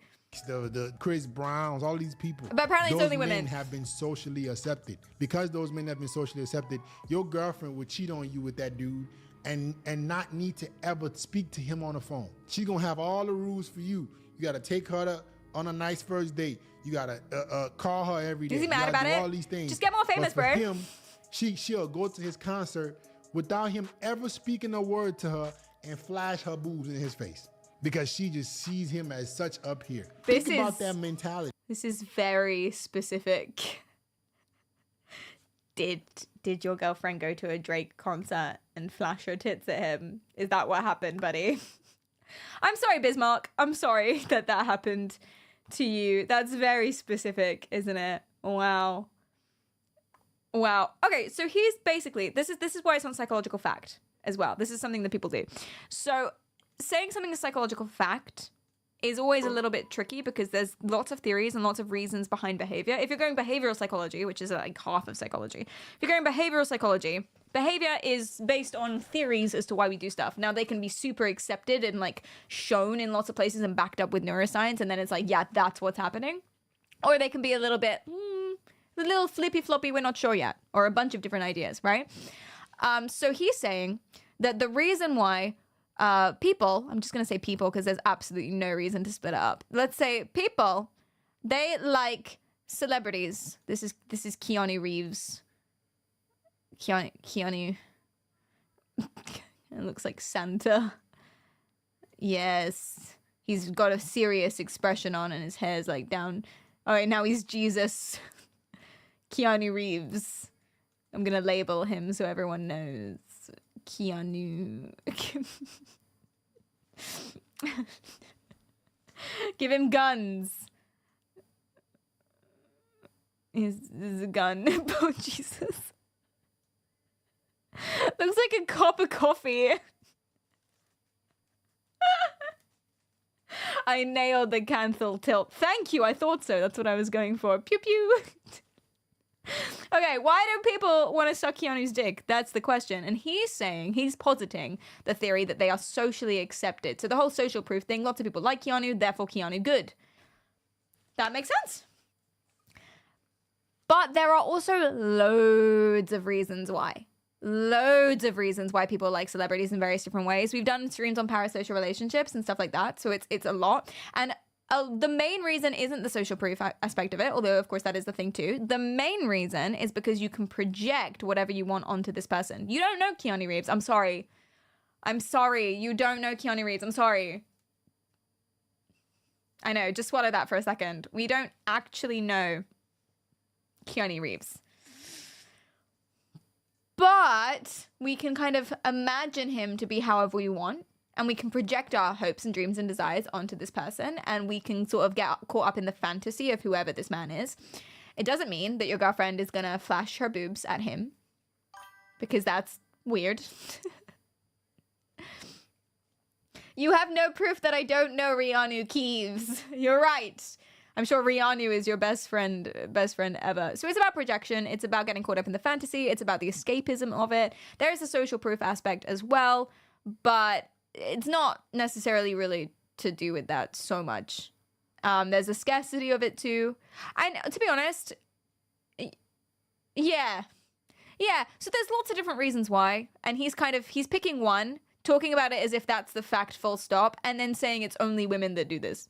For no reason whatsoever, except for the fact that his girlfriend flashed Chris Brown at a Chris Brown concert. And I feel bad for him, man. We should feel bad for him. Cotton, thanks for the follow. Why would someone behave like that to another human being who has probably added no value to their life aside from entertainment? Oh. That's because that person has a lot of social proof. When you're This is about his girlfriend still. Why would someone behave like that? Women tend to treat you better. This is why they like men with status. This is why they like men who That's probably are true for well-known. everyone. When you have some Everyone. social status, when Yeah, you're well known, that's probably true. a woman feels like she made the right choice. You make her look better. A lot of game and all this stuff is how do you make Hi, the Modi. woman look? The better you make her look, the more status you give her. The more status you give her, the better she's gonna treat you. Don't let that go over your head. The better Status you is make an her interesting look, thing. the better she's gonna treat you. A girl sleeping with Chris Brown is a status symbol. She can go and brag to her girlfriend. Dude, I think his girlfriend fucked Chris Brown. I think that's what happened. I think that's why. Look at the tears in his eyes. Baby boy's gonna start crying. I think that's what happened, man. Girl, guess who I was with last night? Drake. What? All her friends gonna be calling her, blowing up her phone. Girl, what the hell? How did you get with Drake? How did you do this? Blah, blah, blah. Sleeping with a man probably. that probably won't sleep with her again. A one-night thing that doesn't really care about her. She slept with Drake, elevated that's her pretty status cool. in her peers' eyes. Sure. Because that man is socially proven. When you're trying to understand women, understand that the things My sister-in-law, something, is maybe gonna go out on a date with KSI's little brother for the plot. Not for the status, though. For the plot. Just see what happens. You know? But yeah, this is the thing, 11. This is the thing as well. Everything he's saying is yeah, probably. There's other stuff too. He's simplifying it, of course. And yeah, probably. It's probably not the only thing. But yeah, for a lot of people, it's not for everyone as well. Like, everyone's different. The problem with what he's saying is that he's phrasing it as if this is what women do. And don't they suck because of that? When actually it's everybody. It's everybody. Status is a very interesting thing. So he's like a red pill, blue pill, black pill, bitch pill, I don't know, what a yellow pill, orange pill, kind of rainbow pill sort of dude. But really... Wait, what was I saying? I was saying something. What did he just say? Damn it, I've forgotten. Status. Status is an interesting thing. Now, a lot of red pill, blue pill, yellow pill, orange pill, rainbow pill dudes will be like, status is about money and power and see you're a CEO and you, I don't know, you're tall or you're Drake or something, right? That is one interpretation of status, and I'm sure a lot of like people who are interested in men will seek this sometimes. Some people will. But status can be lots of different things. I think it's fair to say we do seek status. But status can mean lots and lots and lots of different things. Status can mean money. It could also mean security. It could mean having a foundation for your mental health, right? It could mean... What else? It doesn't have to be the things that blue pillars often say. It could be how attractive they are. It could be, so for some people, if they're older, like if a 20-year-old's dating a 30-year-old, she'll be like, I have an older boyfriend, you know, status, whatever. For some people, that would be weird and lame. Do you know what I mean? Like, it really depends on the person, and it depends what people are going for. It could be comfort. It could be community. Exactly. It could be all of these different things. And especially if you're from a more complex background or you have different things going on, you could be someone who, it could be, you could be someone who has a really small family or no family at all. And then you get with someone who's got a big loving family. And for you, that's status. It's a lifestyle change. You're now thrust into this environment that's made your life better. And status, again, no matter how you define it, is only one thing that you really look for in relationships. There's loads of other things that people look for in relationships, including support, kindness, a foundation from which your own attributes can grow and blossom, fun, all of this stuff, a friend to hang out with, you know what I mean? So a lot of these sorts of people will say status is everything. And then when they say status, they mean attractiveness, money, and are you Drake? It's a very simplified and therefore wrong interpretation. Elevated her status in her peers' eyes because that man is socially proven. When you're trying to understand, he's saying women, it like if he didn't have sex with Dua Lipa, he wouldn't have posted it all over social media. Yes, you would, bitch. He's just mad he can't have sex with Dua Lipa. That's a woman's priority. If it's not accepted by society, I don't want it. A man who's not yet socially proven has to do more work to convince the girl to like him. A man who is already socially proven, already has all the social proven status. Sorry, skill the less issue. he has to do. He can just invite her backstage, smash her, and she'll be proud. The third psychological fact that you didn't know about women is all women, no woman ever will do anything that is not socially acceptable. Not a single woman ever.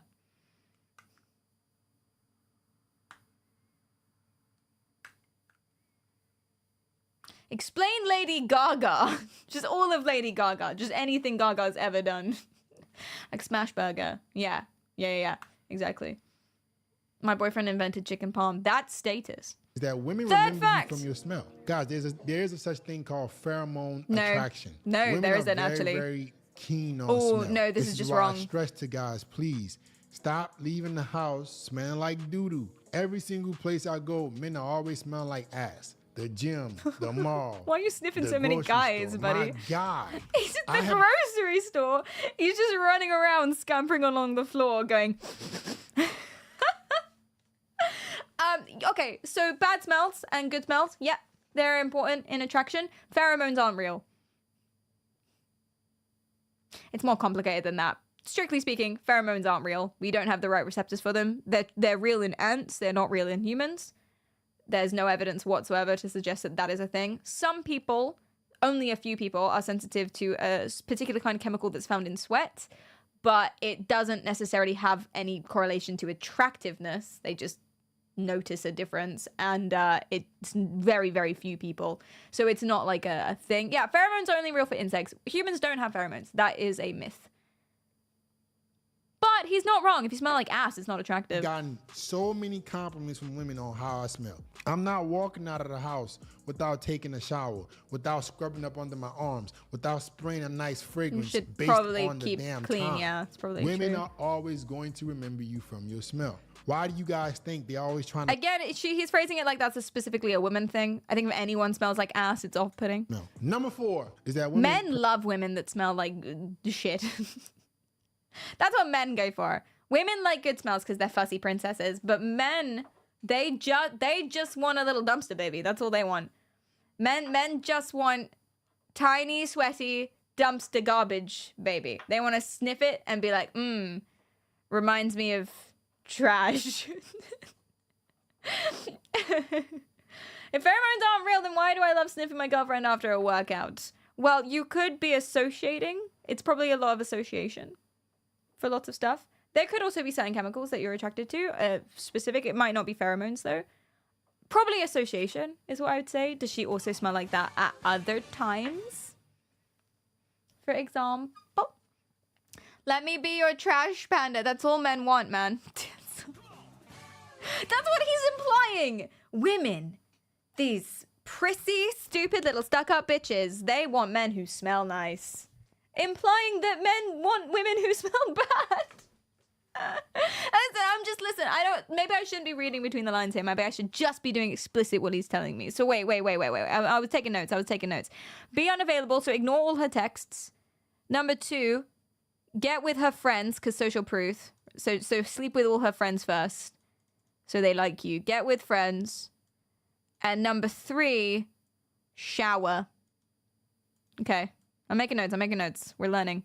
Prefer spontaneous romance. The beta male nice guy is never gonna work. The Beta doing things male. for a woman hoping she likes you is never gonna work. Women do not like you to lead with the things that you can provide. This is why tricking will never work. This is why taking her Tricking? to fancy dinners when she doesn't think you're attractive will never work.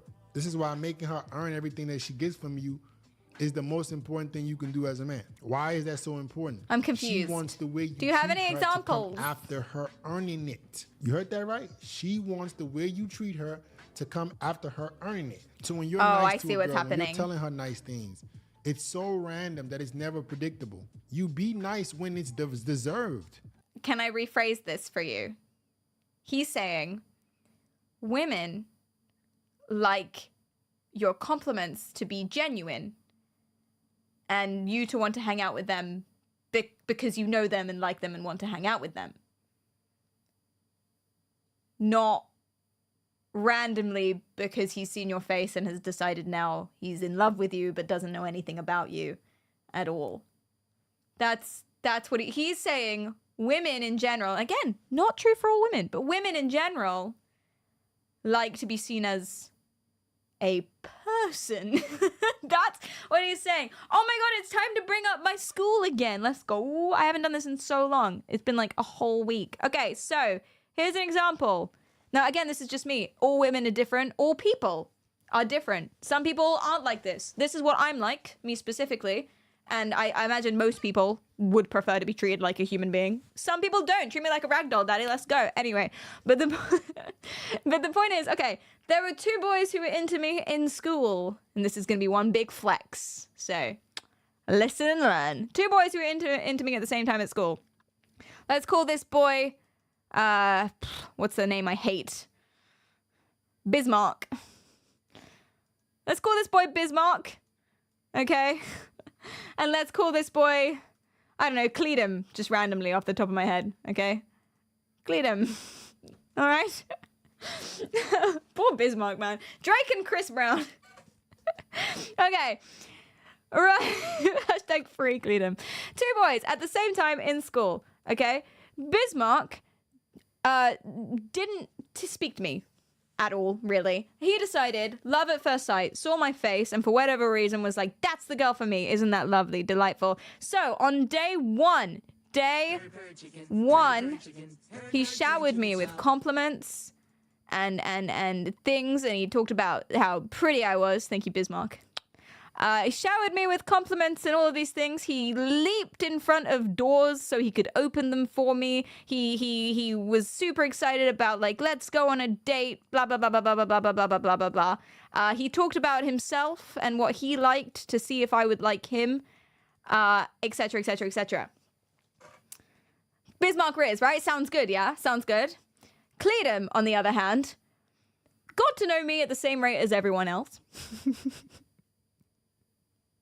So day one, he was proper normal about it. Proper normal about it. Got to know me at the same rate. Thank you so much. He didn't leap in front of doors to open them for me or pull out my chair or do anything weird like that because he knew that was uncomfortable. He did it if it was easy for him to do, like if he was in front of me, but I otherwise didn't. didn't do that because that's a little weird, he thought. He got to know me, we became friends, and he started giving me compliments that he really meant. Compliments about my personality, compliments about things that we had in common. We started hanging out with doing things that we both enjoyed and found out we had lots of stuff in common. Then he asked me out on a date. And he'd asked me loads of questions about me. He talked about himself too, because I asked loads of questions about him too, but he wanted to find out about me to know if he was interested. Cleedum treated me like a human being. Bismarck treated me like a piece of fucking meat. There you go. That's the difference. Now this looks good, doesn't it? This looks good.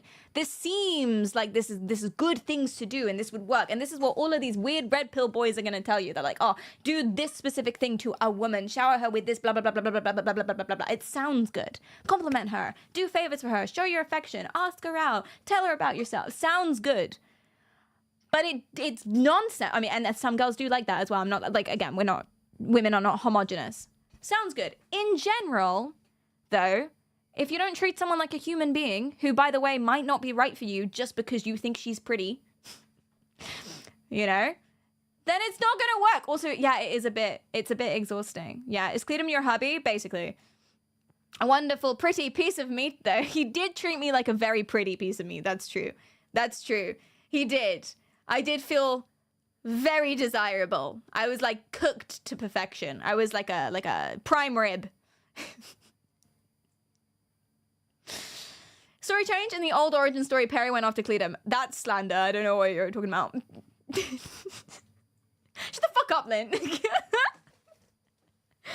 Yeah. He treated me like grade A5. I actually don't know how you I don't know how you grade Wagyu beef, but yeah. Yeah. It's a heterogeneous hive mind. Honestly, I am pretty confident that this guy would rather say the phrase heterogeneous hive mind with a straight face than admit he's wrong. So that's what he's saying here. He's saying women prefer to be treated like a human being. Now, everyone in general prefers to be treated like a human being, and he seems very confused about that concept. Number 4 is that women prefer spontaneous romance. The beta male nice guy is never gonna work. The doing things for a woman hoping she likes you is never gonna work. Women do not like you to lead with the things that you can provide. This is why tricking will never work. This is why taking her to fancy dinners when she doesn't think you're attractive will never work.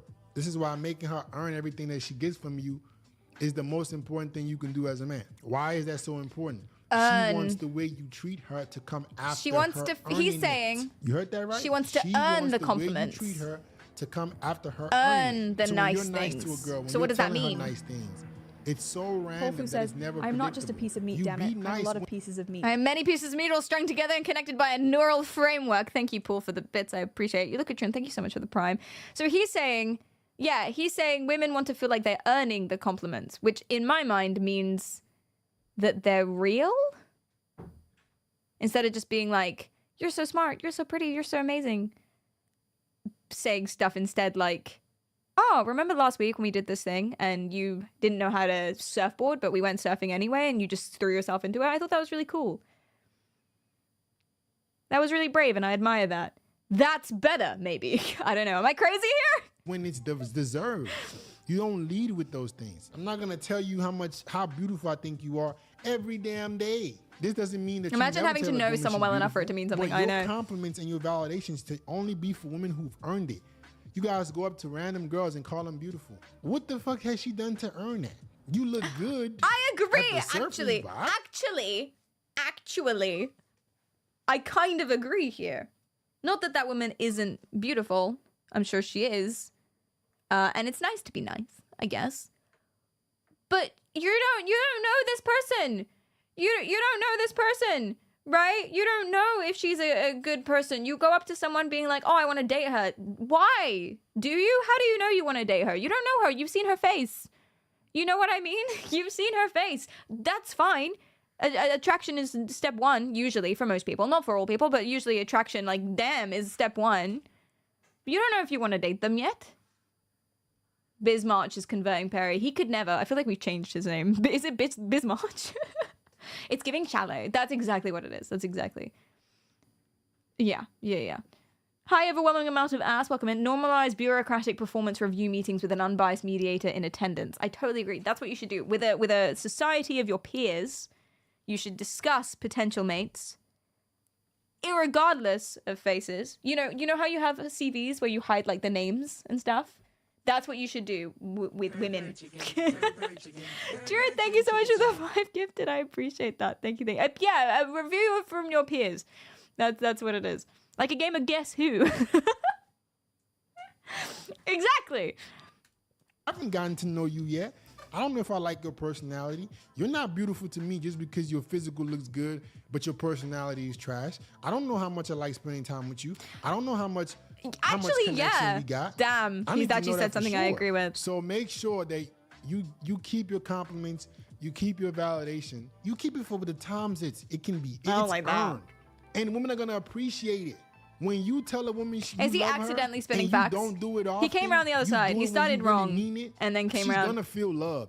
She's gonna want to chase that validation from you because she knows she doesn't get it often. Oh, he's losing but it. If you tell her how you love her the first date, if you tell her how beautiful she is, what's there for her to chase? I told you guys in the first point, women want to chase men. When you leave with everything. Bismarck's playing Guess Who.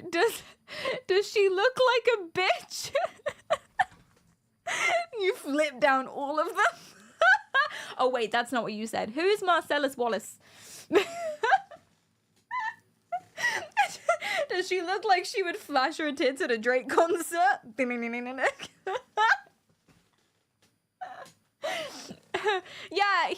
he did the stop clock thing. He was wrong, kind of right, and then wrong again about the same point. Like a stop clock. I appreciate that about this man. I agree with this part, but for a different reason. You start at the peak and then you have nowhere else to go.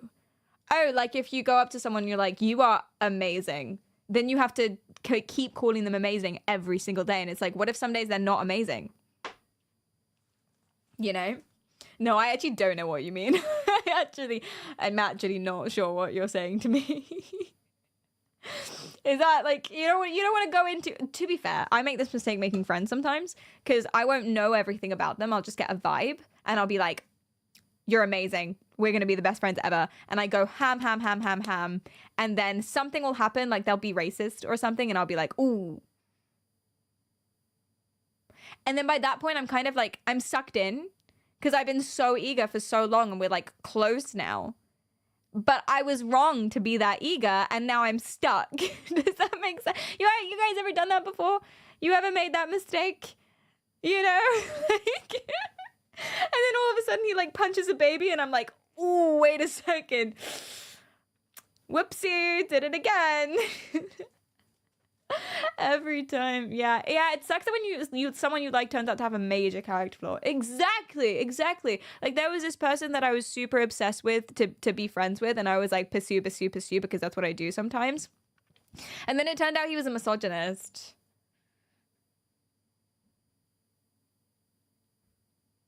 Like that's lame. I hate that. I know. Do you make friends with racists and baby punchers often, Perry? Not on purpose. They find me, it seems. Worku, thanks for the bits.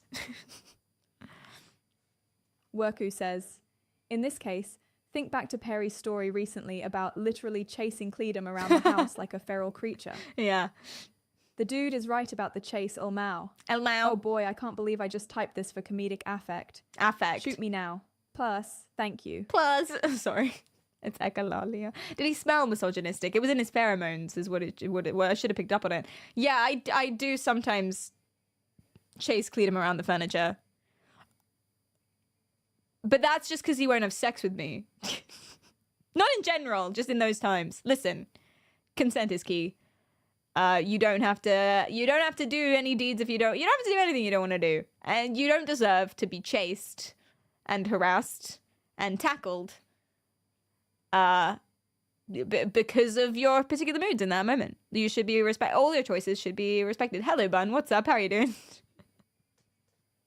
Bit TMI, don't you think? Apparently that's fine, actually. Of all the things I'm allowed to say and reveal about Cleedum, apparently that's fine. He has no qualms with me saying stuff like this. This is why we say free Cleedom. I have never, ever imprisoned Cleedom mentally, emotionally, or physically. Never. Hi, Travels. What's up? How are you doing? Just had to drop a friend because her boyfriend insecurities were telling him I was trying to have sex with her. The insecurities are strong with that one. Oh, I'm sorry that happened. Were you trying to have sex with her? No, I'm sure you weren't. That's lame. Yeah, that's not fun. Yeah, I hate it when that happens because also it's like, it makes you feel kind of gross. Did you feel kind of gross? Because this has happened to me before. Where like a guy didn't want to be friends with me anymore because his girlfriend was all weird about it. And she was nice too. I thought we were friends as well. Apparently not. That's okay. But but yeah, his girlfriend was all weird about it, and it kind of made me feel like I was doing something wrong. You know, like I'm just existing, and it kind of made me feel like, oh my god, am I having sex with a boyfriend? I don't remember. Like for a split second, I was like, is that what's happening? Did I accidentally blink, trip, and fall onto his penis and I just don't remember?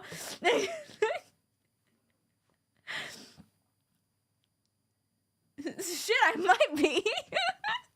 Yeah, literally, very, very scared. Is the audio desunkled for anyone?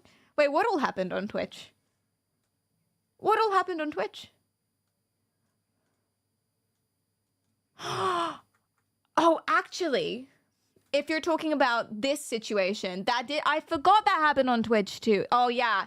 Okay, this isn't actually the story I was talking about, but there was a streamer that I liked watching, and I had to stop watching his stream because his girlfriend was weird about me being in his chat. But in her defense, she's insane. Like, she was actually literally like, get some help. Yeah, that's what you're thinking of. Yeah, I forgot about that. Yeah. I really liked his stream. And I thought he had like, you know, I thought, because he had only just really started out, he had like 5 viewers or something, and I was like, nah, he's gonna pop off. So I was like in his chat being supportive and stuff, and he was playing like Fall Guys or whatever, and I was just posting normal things like, let's go, and you did it, and you know, miscellaneous, intermittent, woo, LUL, you know. But literally every single time I was in chat, his girlfriend like started atting her friends, and then like taking digs at me, and then being like, why are you so supportive of my boyfriend? Girl! Why are you so supportive of him? And so, do you know what I did? I decided I wasn't going to go back because I don't need that noise. I decided I wasn't going to go back. So do you know what I did the last time I was in his chat? Okay, this is villain arc. This was a while ago. I would never do anything like this again. Told him you loved him. I called him hot stuff. And then I left, but the reaction was immediate and insane. I was like, you got this hot stuff, and then she was like, capitals, what?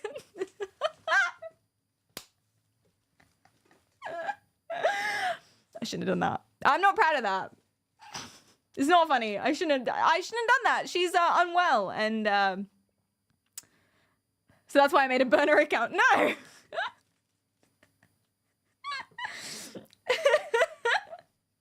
She was like fully bullying me though. She was fully bullying me. She would like randomly at me and be like, don't you think women are just so catty? And then I obviously know what she's implying, and I'm just like, no, not in my experience. Not in my experience. I have lots of female friends. Do you? It seems like you don't. You didn't come back because you were banned. Sorry, I was hacked. Who hacked me? That's crazy. Yeah, damn. So that did happen at one point. So I relate to your situation with you having to stop being friends with that girl because her boyfriend was insecure about it. That's lame, but we move. That's a them issue, I imagine. I think it's probably just best to remove yourself anyway and let them hash it out. Perry, the suspicious user. You don't know me. I do things. Everything is nothing for her to chase. There's no more fun for her. And this is with your romance as well. When you're romantic to women I'm bored of this guy. I'm gonna skip to the last one. elsewhere. Number 5 Number is that they 5. want you to be their daddy. Yes, I know, you heard it. I know women call you daddy sometimes. Psychological facts. In the bedroom, right? But no, it goes a little Huh? deeper than that. Women like the dynamic of Why would you put father-daughter. Thanksgiving? Don't get weird and creepy. That's not what I mean. But she wants you to be her provider and protector. Why are women so into their dads? Why do women love their dads so much? Because their dad is like that protective figure. She looks up to her father. When a woman is looking for a man, I'm telling you, if she had a great father, she's gonna be looking for those father-like figures, father-like characteristics in her man. Guaranteed. What do you mean? The What do you closer a mean? woman is to her father, the What- more she wants her man to be What like do her you father. mean? Telling you. Why is that? Because the man in her life is her protector. He's the one responsible for making sure that she survives. Please understand, guys, that when you're dealing with a woman, that you're her provider and protector. Literally. If some shit goes down, she's looking up Literally. to you to save her life. Just because this Somebody- guy says trust me and literally into the camera like that does not make it true. Okay, so here's what he's talking about. And guys, would you scream if I said he's not wrong? This is what he's talking about. He says psychology facts, so I'm taking it upon myself to actually fact check all his psychology, if that makes sense. He's talking about something called the law of familiarity. Law of familiarity makes it sound wishy-washy, like the law of attraction. It's just familiarity. Basically, you like things that are familiar to you. And this can extend to attraction. So if you grow up in a household and you actually love your family and you get on really well with your family and stuff like that, and everyone else in your community kind of looks the same way that you guys look, you might be attracted to people who look similar to you. No, it's not. Don't make it weird. That's why you see all those couples that you're like, bro, you could be siblings. You know? I'm sure you all know at least one couple and you're like, you guys look the same.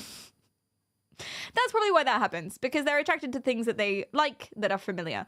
And that's true with everything. Like, it's the reason we watch films over and over and over again. It's the reason why we don't like certain foods when we try them for no real reason.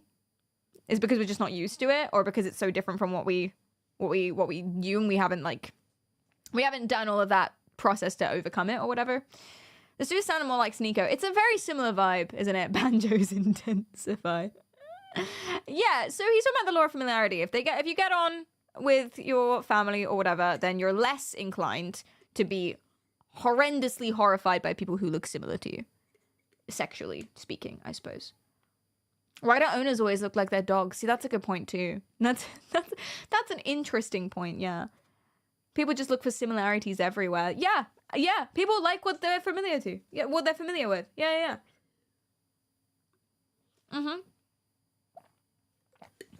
People used to say that could be siblings thing about my ex, but she's Asian and I'm white, so I never got it. She's like your Asian sibling. Like if your sister was Asian, that's what she looks like. Okay. That's good to know. That is wild though, to be fair. Yo, your girlfriend looks like if your sister was Asian. My friend in high school once thought I was dating my sister because I talked to her a lot. Yeah, that's a whole other thing. I'm not touching that at all. I'm gonna leave that over there. Is what it is. Yeah, we pattern recognize. We do pattern recognition. We like things that we're familiar with. So you remember the corridor experiment?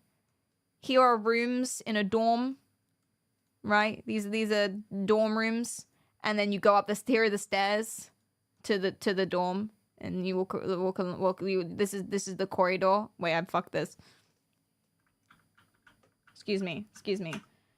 So this is a corridor. These are dorm rooms, and this is the corridor along the dorm rooms, and then here is a staircase leading up. Yes. In this experiment, they found that people who lived in the middle dorm rooms were more liked and had more friends than people who lived in the outer dorm rooms. And they posit that's because of the law of familiarity. Basically, you walk past these people more. Everyone goes up these stairs to get to any rooms. You walk past these people more. You see them more. They have their door open, so you look at them, and therefore you like them. When you rate, how well do you like these people? You like these guys more because you just see them more. Insert yourself. Go to the party. Show your face. Talk to people. And then go home. And then people will just like you because you're there. Magnet with a biscuit in the middle. Write it down. Very important. There's some wide stairs. Yeah, I didn't proportion this well.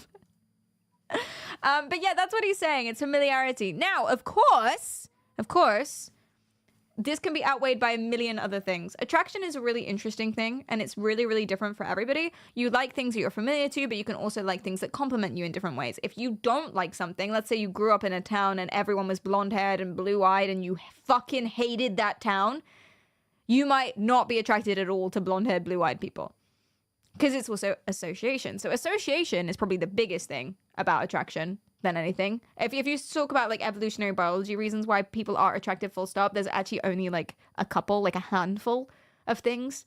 And then they can be outweighed by other stuff. The main reason why we find certain people attractive is association, which makes sense considering that we all find completely different looking people attractive. And considering the fact that your friends could probably come up to you and be like, this guy's the hottest guy I've ever seen, and you're looking at him and he looks like a fucking Kermit, you know?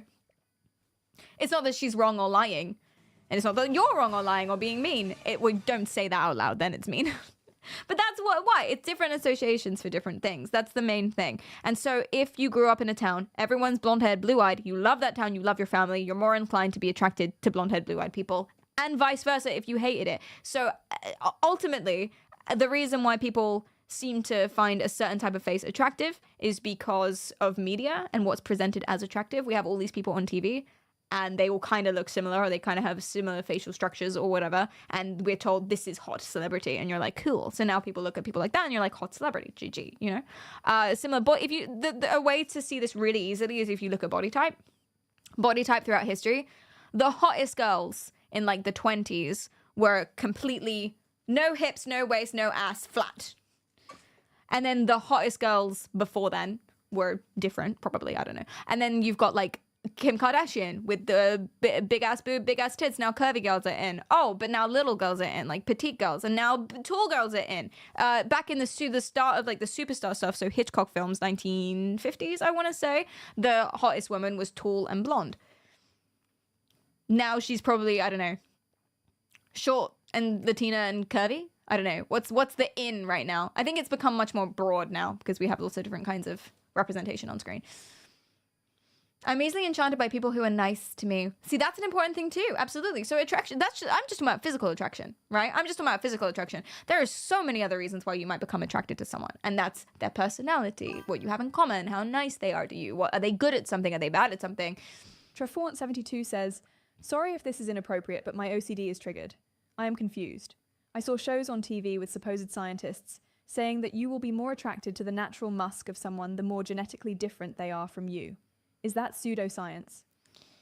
So I can't say for sure because I've not specifically looked into it much. Trofan, thanks you for the bits as well. Smells aren't necessarily something that's super backed up. I think there's a compound in sweat that people can detect and could have a correlation with attraction, but it doesn't yet, if that makes sense. So there's not enough research on it. I think this is my understanding of it. Smells and musks and attractions are not, then I don't think they hold up with evidence, really. That's so inappropriate. So that's a really good question. Thank you. And I don't know about the genetically different thing, because there's two different evolutionary arguments, aren't there? There's one that's like you like things that are familiar to you, and then there's another that's like you like things that are different to you, what for expanding the pool and whatever. But I'm not sure that goes beyond your immediate family. I'm genuinely not sure. Please fact check me on this. I don't know is the answer. I think the whole being attracted to people that are genetically different might not stretch as far as we think it does. Maybe. It could be true. I don't know. You've heard the theory that BO developed in humans for attraction reasons. Interesting. I would have thought it would be warning. Like how you add smell to gas so you know of a leak. Should we have a cursory Google and get some Google ideas? Is attraction, sweat, and genetic difference, what is link? Google AI says, yeah, so MHC is the compound in sweat that I was talking about. MHC.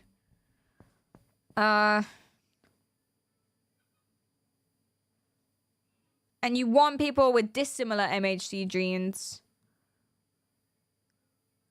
And there are studies that have shown people prefer the scent of people with dissimilar MHC genes. And that's more than by chance, so that's statistically significant. I don't know how many studies though. And it's not for everyone. It's not for everyone. And it's not the main reason people choose. And it's to do with immunity to various stuff. So I guess, yeah, that's like, so you're immune to whatever. I wouldn't trust Google AI. I also wouldn't trust this. Because everything that I've read is like smell, humans, attraction is all a little bit floopy, a little bit wishy-washy. We don't really know. I could see this being true. That's pretty cool, if it is. I'm happy to be wrong. Yeah, for genetic diversity, which is important. What for like illnesses and whatnot. There has to be a genetic trait to reduce the risk of incest and stuff. Because rats just sort of go for it with anyone, don't they? Some people are missing these genetic traits, as we saw on our incest stream. Why did I do an incest stream? I don't know. I don't know. There is possibly some evidence, which is, yeah. Yeah. I still think the research is out. There's not enough of it. But it's cool. Would you trust Google AI to run a nuclear power plant? Yes. Google, why do you have that emote? Why do you have... Why do you have that? Oh, Jesus. Okay. Here's some more of FitX Fearless's bad takes. He's a life coach, by the way. Just bear that in mind. He's a life coach giving actual paid instruction to people. My reaction to this was just, what? You're not ugly, bro, but You're not most ugly. women think you are. You've been told time and time again, the buzz cut, no facial hair, makes you look like a man. Us men, we have this conflicted theory that look. Have you heard that before? Shaved head, no facial hair is man? I have never heard that before. You have? Maybe in like... Shaved head, no facial hair is like what the masculine, like a baby. Yeah. Yeah, I don't. That's news to me as well. Looking ugly means we're more manly. No, you can look very attractive and still be manly. The better you Dude, look, get a the better you're windsock. gonna be treated. This is why these women don't pay attention to you. They don't hit you back up. They make it hard for you to go on dates. They just don't find you attractive. 'Cause you look Got like a free baby. ebook called My 7 Foolproof Face. But he's got an ebook about it. Okay. Here's another thing. He's giving life and dating advice. Again, remember this. There's something I didn't mention, by the way. So we're talking about attraction. Men have something special that goes beyond attraction. Only men. And you're gonna see what it is. Bro, women can't love you. They can only respect you. I'm sorry, bro, but a woman's love, it can't go like this, my G. A man's love can run deeper, right? When a man really loves something, he's willing to die for it. Women don't have that kind of attachment No. to their love. Women Only don't thing love- They love more women- than themselves is their women children. don't And feel rightfully so. love. A man, she can get a new one. She can't really Except love for you, but babies. She can respect you. A man she respects, she'll never leave. Women can't. Women are incapable of feeling love. I did not know that.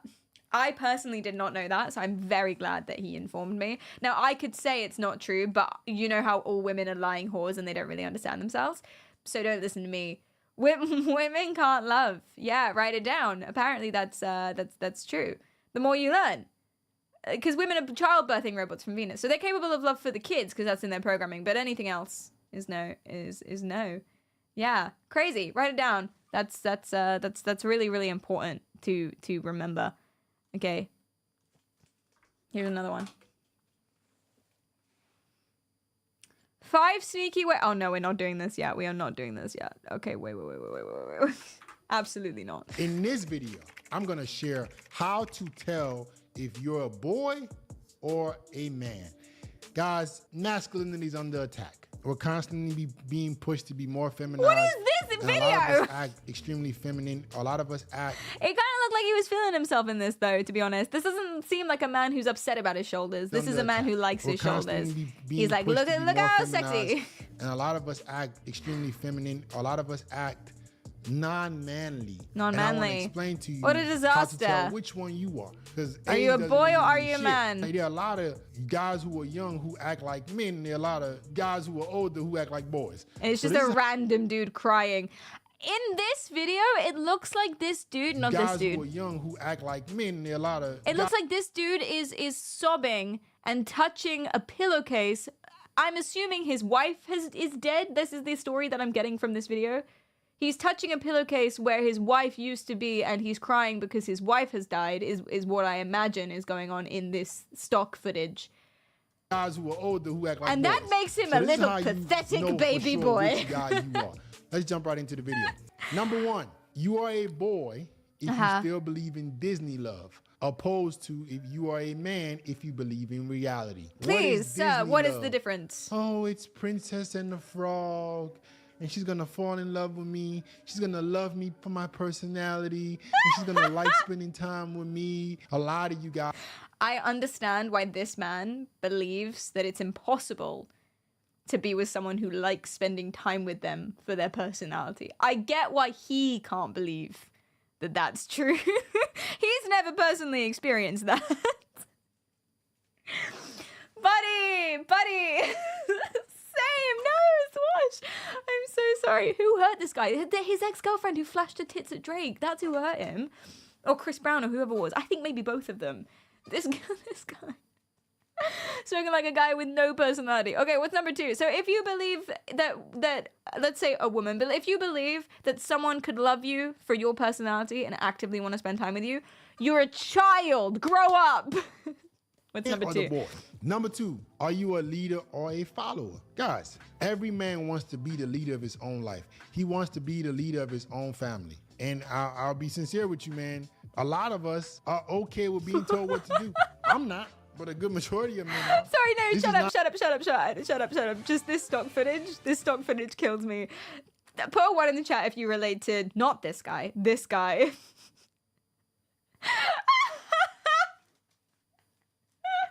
Oh, poor thing, his soul. You can see his soul leaking out of his eyes.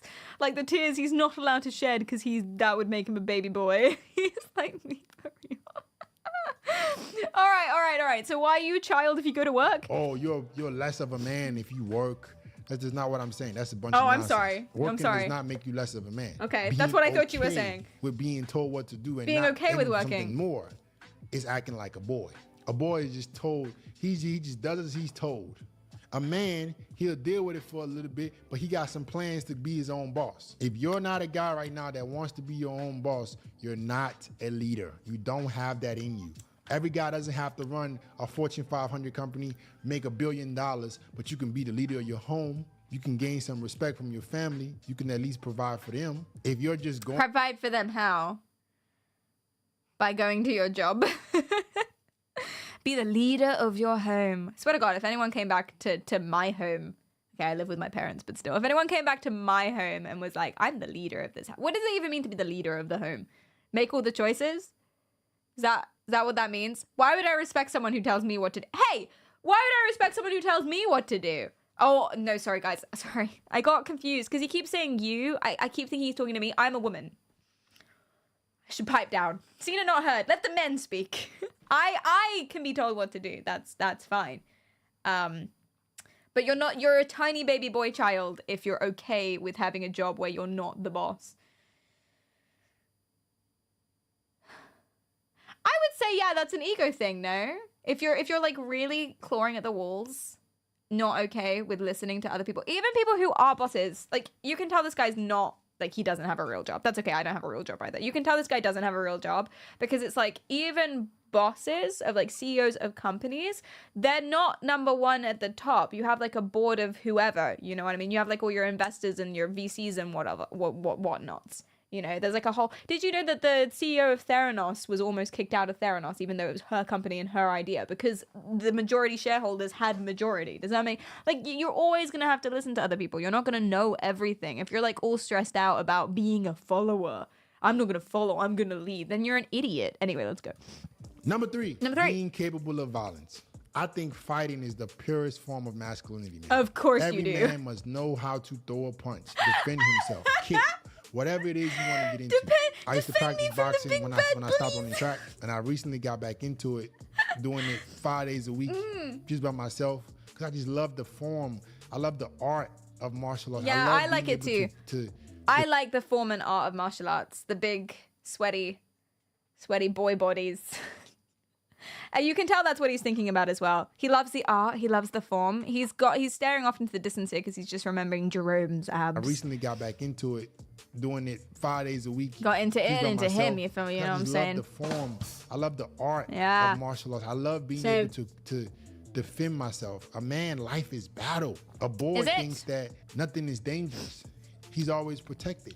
He doesn't need to be able to be capable of violence. Not telling you to be violent. A boy acts violently. A man knows that he's capable of violence, so he doesn't. He probably act loves violent. being pegged. If That's you the look at impression some I'm guys, getting. MMA fighters. Guys, if you have an easy, nice life and you're like happy and nothing bad has happened to you, then you're a child.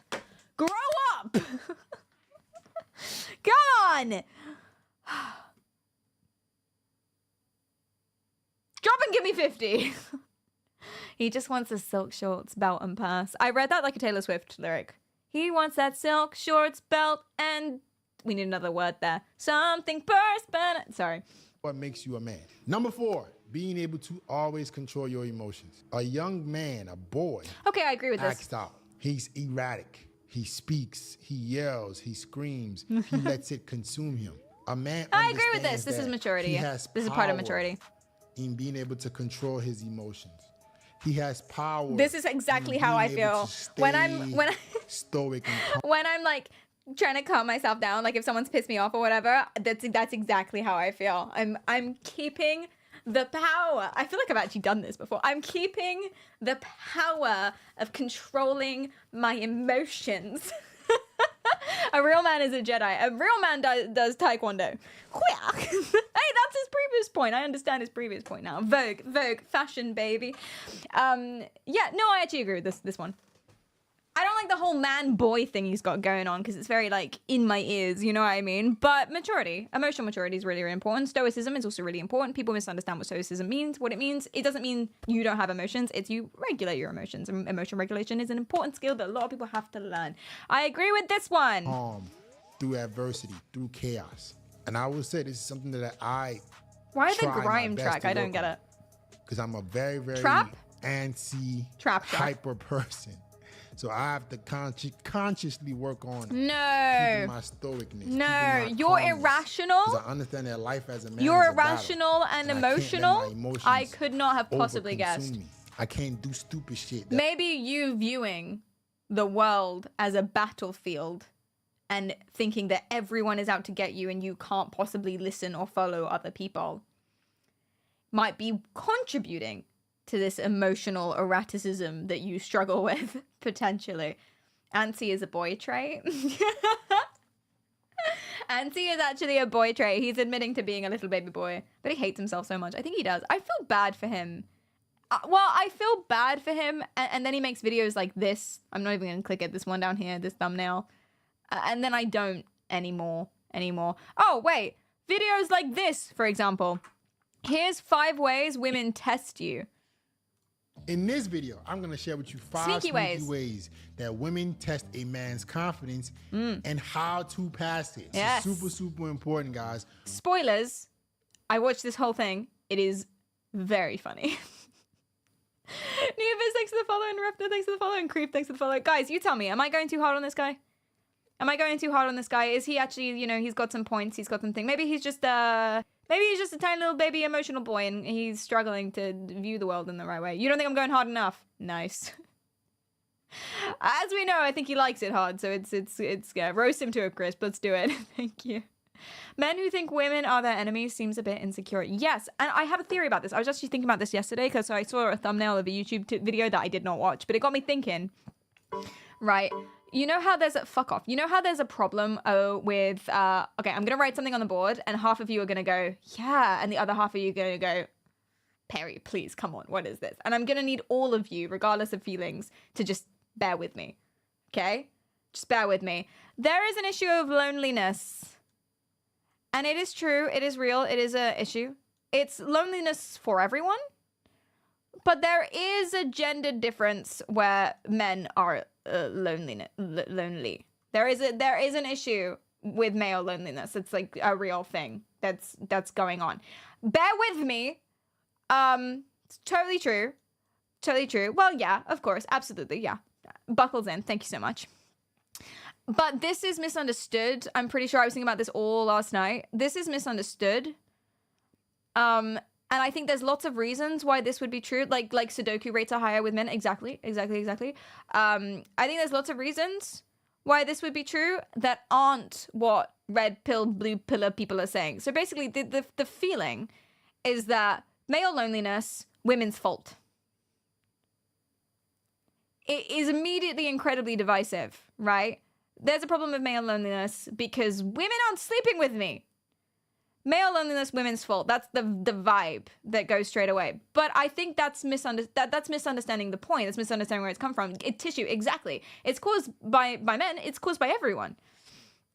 I think the reason why... What is this music? I think the reason why there might be a statistically significant gender difference between how people report themselves as being lonely between men and women is because women tend to have broader social networks. Tend to, not really. I personally have no friends at all, GG, but tend to have broader social networks. Or even if they don't have broader social networks, they feel like they have a person or someone that they could go and confess all their heart to. You know, if that makes sense. Or they feel more able to go to the doctor to talk about it. Like, I have a problem, I'm depressed or whatever, let's go to the doctor. And I think that's why Sudoku rates are higher in men. Did you know that there are more diagnoses of depression in women? So officially, if you look at statistics and the DSM and stuff like that, more women are depressed than men. Of course, that's diagnoses, so that's not true. That's a thing about looking at mental health statistics. They can only add numbers to the statistics when you're diagnosed with something. Otherwise, you can't include it. So more women than men are diagnosed with depression. But more men than women do the bad things that can come with depression and other things like that. So what's the difference there? How can those two things be true at the same time? Women tend to be or feel better about going to talk about it and get help. So they get the diagnoses, they get the treatment, and they don't do the Sudoku as often. So I would argue this is a result of many different processes, most of which come from expectations that are placed upon people. Men don't seek help as often. Not all men. A lot of men are very happy doing that. You know, I'm generalizing here because we generalize the statistics. Of course, this doesn't apply to everyone. Everyone is different. And a lot of women don't feel comfortable seeking help as well. A lot of women also, guys, a lot of women do Sudoku too. Do you know what I mean? But still, just realize what you meant. Yeah, I'm not allowed to say the actual word where I am, but it's just a bit for a lot of people. So anyway, I was in therapy and from 12 people, 3 were men. And that's fairly common. Yeah. And so I would say like a lot of this is based on all of these different things, all of these different, expectations that are placed upon people. And this whole idea of, this is why rebranding stoicism is such a good thing. Because before stoic meant like, I don't have emotions, I need to be strong, I need to be powerful, I'm not going to talk about my feelings, I don't have any feelings because feelings are weak and for women. Now stoicism is being rebranded as actually emotional regulation. And regulation is great. Regulation is understanding how you're feeling, understanding why, and being able to healthily express it. Yeah, it is changing, absolutely, Solo, but still that's the expectation. Now, I'm not saying that women aren't lonely. Of course they are. I think loneliness in general is rising, and also there are lots of women that could be. And the thing about generalizations, in general, like statistics, when I say it doesn't apply to the individual, I think this is difficult to understand for it seems like a lot of people sometimes, because I feel like I don't always communicate this properly, or that there's confusion around this. Generalizations are statistics. What that means is that in general, this is true and there is a gendered issue. Therefore, there are factors that contribute to this thing that we need to look at. But it can never apply to an individual person. So if you looked at an individual person, you have no, if you were walking down the street and there was a man and there was a woman, you could say it is more likely that that man is less able to communicate his feelings than that woman. You could say that. You have absolutely no idea if that's true. And it is kind of, it's very possible that he's completely, absolutely fine talking about all his feelings, and she claims she doesn't have any. Does that make sense? My parents taught me by accident, by being Catholic, that having a girlfriend is a deadly sin. Oh no. Well, like, ever? Or are you like a sort of like marriage first, ask questions later? Yeah, exactly. They can't connect as deeply and be vulnerable with their friends. That's another thing that's happened, because it's all about expectation. Of course, this is not all guys. But in general, there is a thing here. And I think the instinct when you say male loneliness is a problem is you think loneliness, you think relationships, women aren't fucking me. Or they're being too picky. Or they're not swiping right on dating apps. And it's actually, I don't think it's anything to do with that. It's nothing to do with that. I think it's unfair to blame half of the population for an issue that has loads of factors that make loads of reasons why it's happening that make way more sense. I just have no friends. Yeah, same. That's my take on this. Anyway, why were we talking about that? Oh yeah, five reasons, 5 sneaky ways girls test demand confidence and how to break them out. How did we get here? I actually don't know. I think male loneliness links with connection with friends, colleagues, and family. It's all relationships. Yes, absolutely. I think we forget that loneliness is all relationships. And I always think about this as well. Like, it doesn't make sense to me necessarily that blue pillar, black pillar, red pillar people, right? They say that dating is easy for women and difficult for men, and girls can have boyfriends and men can't have girlfriends. And I'm just like, just doing the numbers on that in my head. How do more straight women have boyfriends, monogamous boyfriends, than straight men? It's like doing the, like the math isn't mathing, you know? So they can't be right. You know, unless everyone's cheating. But I don't think that's what they mean. I think they're just wrong. I think they are just wrong, actually.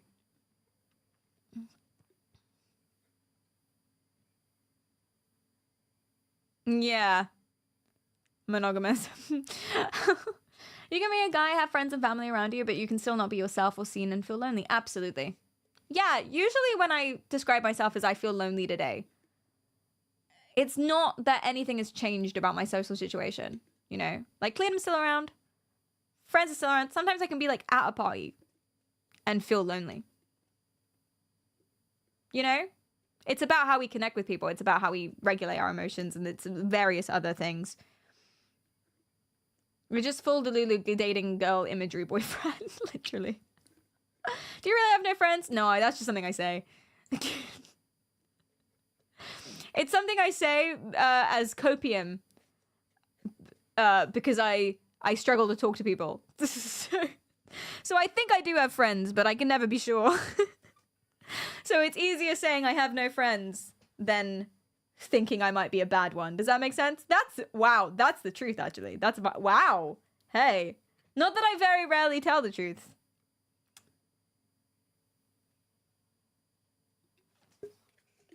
She doesn't want us to feel bad that chat doesn't have any friends. Yeah, I'm just trying to relate to you. I'm just trying to make you feel seen and feel validated. Sorry. I'm just like you guys. Accidental truth drop. Whoopsie daisies. Group therapy moment. Hi, Armageddon. What's up? How are you doing? Hi, Steve. Thanks for the follow. All right, this is a sneaky way to test. Yeah, what are the 5 sneaky ways to test a girl's confidence? Now, he doesn't fucking split up this video, which really irks me. I promise you we're not going to sit and watch 17 minutes of it. I could not for the life of me. I found where the second one starts, this one, but I couldn't find the first one. I assume it's like over here. As secure as you think you are. Eye contact, guys, is probably going to be one of the most What are you saying to me? contact with you. Ah, I always talk about okay, past number 1. those tests, women treat me a lot better, but the testing never ends. Let's get right into the video, how women guys. test you? Number 1 is by having strong eye contact with you. This is a I test. always talk about why it's good. This is to why I have keep looking eye at the camera. contact. But men don't understand that this is a test. When a woman is having strong eye contact with you, this is a woman who's naturally on the more confident side. She naturally has understood men. She has game. She's not timid and naive. She's confident within herself, and she's trying to see if you're a flop, if you're a fake, if you're Wait, I have not something as for this. secure as you think you Wait, are. I have Eye something for this. contact, guys, is probably going to be one of the most powerful things that you need to master, especially when it comes to women, because you're going to have women who might be timid that you need to have eye contact with because you can make them feel safe. And then you're going to have women who are going to have good eye contact that you need to still have good eye contact with, but not in a creepy manner. Wait, so how is eye you- contact a test? Oh, she's trying to figure out if you're like anxious. So women will stare you down to see if you're a pussy. That's number one. So you got to be careful. You stare right back, chat. Stare right back. Lick your lips. Wink. Close one eye. Open one eye. Rub your nose. Go super still. Lick your lips again. She's trying to spook you, essentially. Yeah, she's like a horse. Like a horse is what's happening. That's exactly what it is. Use Taekwondo. Yeah. Does she look like a startled deer? If yes, proceed. Hi, Plant. What's up? Thanks for the follow. Okay. What's number two? I'm skipping because I cannot listen to you talk for more than 30 seconds at a time, to be honest with you. Bro, what's your name? Bismarck. Gotta make sure you maintain the eye contact back. Number two, Number two. being vague about her availability. Oh, we cell phoning again, Biz. I think we Every might be single cell one of us has phoning. experienced this, right? You're with a woman. Oh, the copium right off the bat. Everyone's experienced this, right? Women being vague about their availability, like being vague about when they want to hang out. Everyone's experienced that, right? Guys, right off the bat. Woman, or you're talking to a woman, right? And you're Or trying to set up a anyone. date. Good point. And what does she do? Well, I would love to go out. It's just that, you know, my aunt is coming in town this week, and my girlfriends want to go see Beyonce, and my this. She doesn't say no, but she doesn't say yes in a direct way. She leaves it ambiguous. She might not want to hang out, buddy. Oh, he doesn't know. He doesn't know. We mustn't tell him. I don't want to break his little heart. I think maybe she doesn't.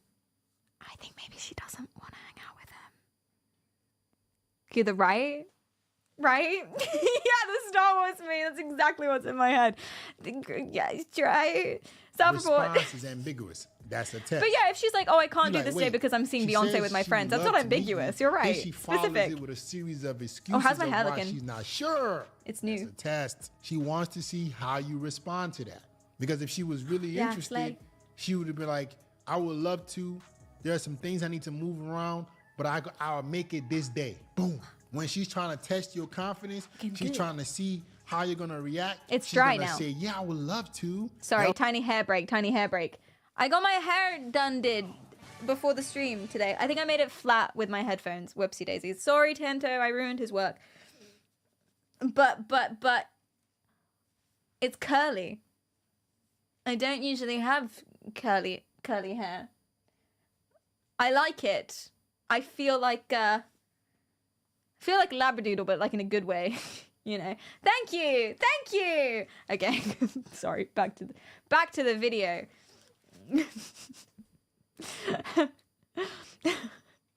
We must appreciate Kento's genius. We have to just pause. Moment of silence for Kento's genius. Okay, so this is the most replayed part, and I don't know why. Let's find out. This, and I gotta do this. I'm like, wait, so would you love to or not? I'm confused. She has you confused. So what you gotta do, man, in this situation is immediately put the ball back in her court. How you pass this is to put This the is ball so back in her sad. He court. doesn't They're gonna say, know. okay, no problem. Life happens. My schedule's pretty busy as well. You let me know whenever you think that you're gonna have a free week, The and I slow will see if zoom. it coincides with my schedule. Boom. The games, and then you stop doing all the pursuing. If a girl ever hits you with, I would love to, but this is happening, you're like, okay, no problem. Yeah, life A gets full pretty free busy. week, I My know. schedule is pretty busy as well. And then so the boom, next time she you doesn't think you will be go available, out with you. let me know. Reach out to me, and I will. Yeah, this is what you do. You say, whenever you're free. I'm free all the time. I have no plans at any point. And then, boom, just like that, she ghosts you. Call me the dating guru. Boom. No reply. You need the sound effects. I do. Do I have something for this? I have this. I also have one of these bad boys. But I don't have like a, I don't have boom. I need a boom is what I need. Like a that's what I need. But anyway, Riddler, thanks so much for the sub. I appreciate that. To see if it works with me. There are only two things that are gonna happen in that situation. You call her bluff, or you know she's not interested. Links, thanks for the follow. This is what's gonna happen Have when plant, you thanks call as her well. bluff. When you tell her, hey, okay, I know life happens, but hey, you reach out to me and I'll let you know if that works in my schedule. She's gonna be like, oh, wait. Well, I can, this Saturday at dinner. There you go. The moment you flip it back on her and you're like, you know what? I'm done to pursuing. A lot of the times that was just a test, and you will see the girl go, well, you know what? I actually can this day. Oh, yeah. Or she said, hey, I'm busy Saturday, I'm busy Sunday. And you said, oh, let me know. And she said, oh, could do Tuesday. And maybe that's how the conversation went. And then boom, she told you when she was free. I think maybe what he's describing is just a conversation.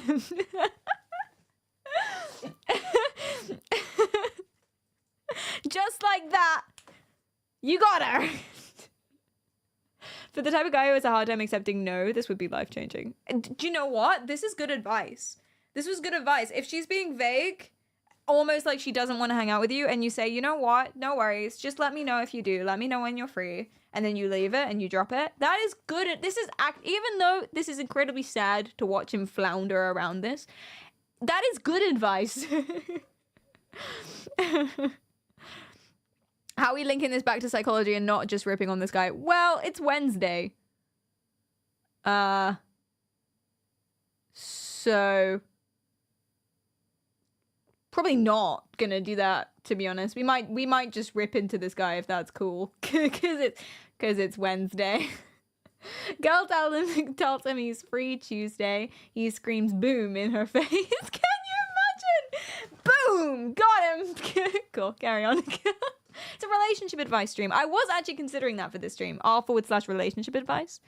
But we're gonna have to do that another day. Where is number 3? She's full of it. She's Is probably she? talking I think to you he's for free still attention. talking about this.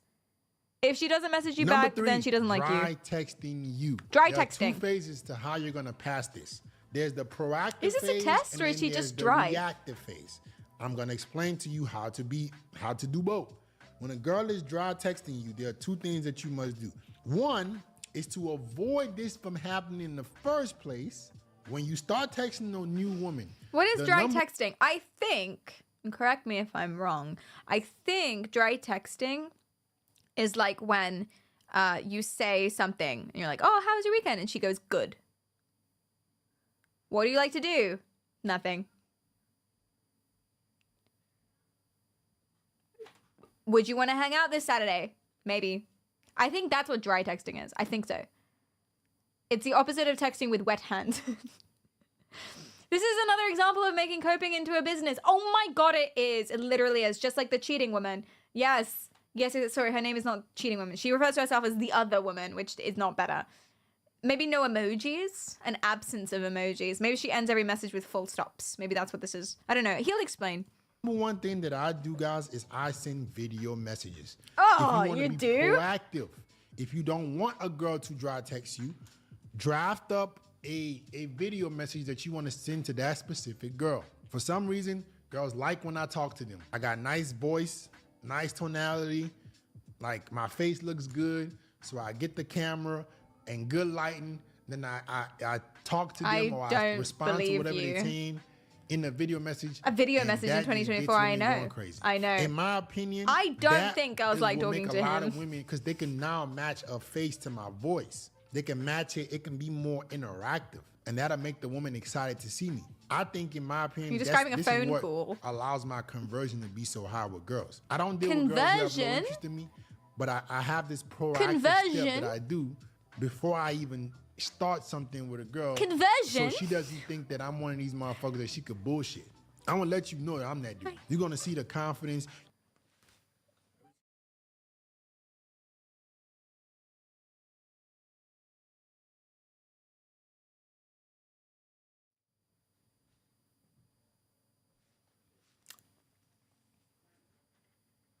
Conversion. Just one of my little brother's friends. I hadn't seen him before, and it was just a man in my doorway, and I was like, hello. He converts the women to Mormonism. Yeah, conversion. Margin times turnover equals profit. I see. You're gonna see how I look. I'm gonna be speaking directly and clear. That's the proactive side. The reactive side, what I would do is conversion. Sorry, I can't get over this. I'm moving on. He converts the woman to Mormonism. He runs a crypto scam. Allegedly. I wouldn't be surprised if he did run a crypto scam. Okay. This is another most replayed section. What's number 4? You know it's some bullshit. I know it's some She's bullshit. trying to She knows it's some reschedule. bullshit. He's just but she describing doesn't like mind telling you everything that bullshit. a woman has said to If him that you he doesn't accept like. to reschedule instantly, she's gonna think you don't have any options. You're a loser. Damn, I told him whatever the fuck whatever came up to my mind, and he accepted that. Or worse, you asked her for another date. If she tries to reschedule, you're like, okay, no problem. I can see you next Thursday. She's like, oh, this motherfucker bitch. He don't have no options. She's lost even more respect for you. If a girl tries to reschedule, Is that true? You go as far as trying to make it work, she don't. And then boom, she's in the pyramid scheme selling cutlery. Is it true that if someone says, hey, do you want to do something? And you say, yes, please, for the love of God. Yes, please, get me out of my hovel. Yes, please, I'm free whenever you want for whatever you want. God, please, and thank you. Does that make you come across as, like, not cool? Because that's what I say. So someone's like, hey, do you want to hang out? And I'm like, oh, thank God. Is that... I hope it doesn't. Yeah, that's like what I do all the time. That's constant. Not making yourself too available is good advice. Oh, because something awkward happened to me earlier. Let me read it you. Actually, I had an awkward text interaction that I didn't realize was awkward until the day after, which is like the best. You know, that's the best when it happens because you can't do anything about it because it's already over. Okay, I'm going into Facebook Messenger. I mean, I have a group chat with some of my friends from school. And my friend says, my friend is very cool. She has many, many, many, many, many different friends. She doesn't live in London anymore. The rest of us live in London. She doesn't live in London. She has many, many, many university friends, like big house, 10 of them, boyfriend, art, culture, etc., etc., etc., right? She's like doing really well to the point that I'm incredibly insecure about it. I don't know if you could tell from my tone. Boyfriend. Ugh. I'm a little insecure about it, but that's okay. I'm stoic. Good for her. Happy for her. The bitch. Anyway, she's other friends. Sorry. I'm regulating my emotions. I'm a good friend. Yes, it's very cool when people are successful. I'm very happy for her that she's successful. She deserves it a lot. Anyway, she texts, "Yellow, anyone about for a few days before Xmas for a hang?" Now, I misread this. I misread this message. I misread it. I thought... Oh, wait. Oh, no, I ignored this one. It goes back later. Oh, God. Oh, this is worse. No, this is worse. Okay, she says, restart. She says, what are y'all doing over Xmas and or New Year? I misinterpret this. And I say in all caps, please say you have plans. Otherwise, I have to make friends with more streamers, and I want to curl up in a ball and not talk to anyone. I like streamers. I have a lot of streamer friends, but I have to actively go and make friends with more people. And she doesn't reply to that because that's not what she was asking. She doesn't reply to that until 3 days later, and she replies to, oh, not me, a different friend.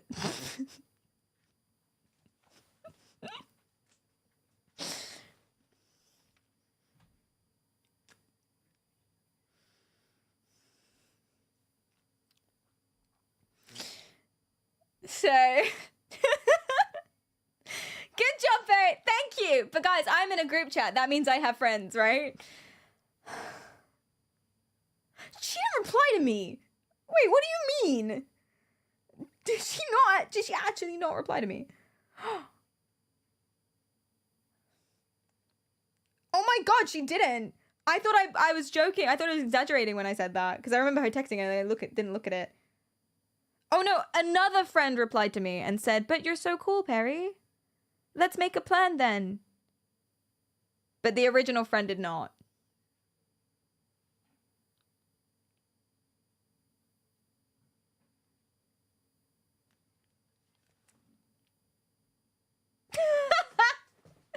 That's okay. I'll friends with the other one. She was nice to me. I'm gonna cry. That's on my bad. That's my bad. So you're telling me that, or he's telling me rather, that screaming, "Please say you have plans for the love of God, otherwise I have to make other friends and you're my only friend. This is the only thing I want to do and I can't think of any plans for myself. And yes, I'm free the entire Christmas and New Year's break." That is uncool. Is what you're saying.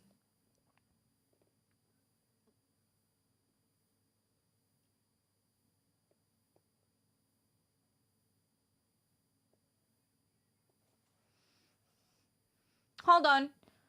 Someone's fact-checking me, which I encourage.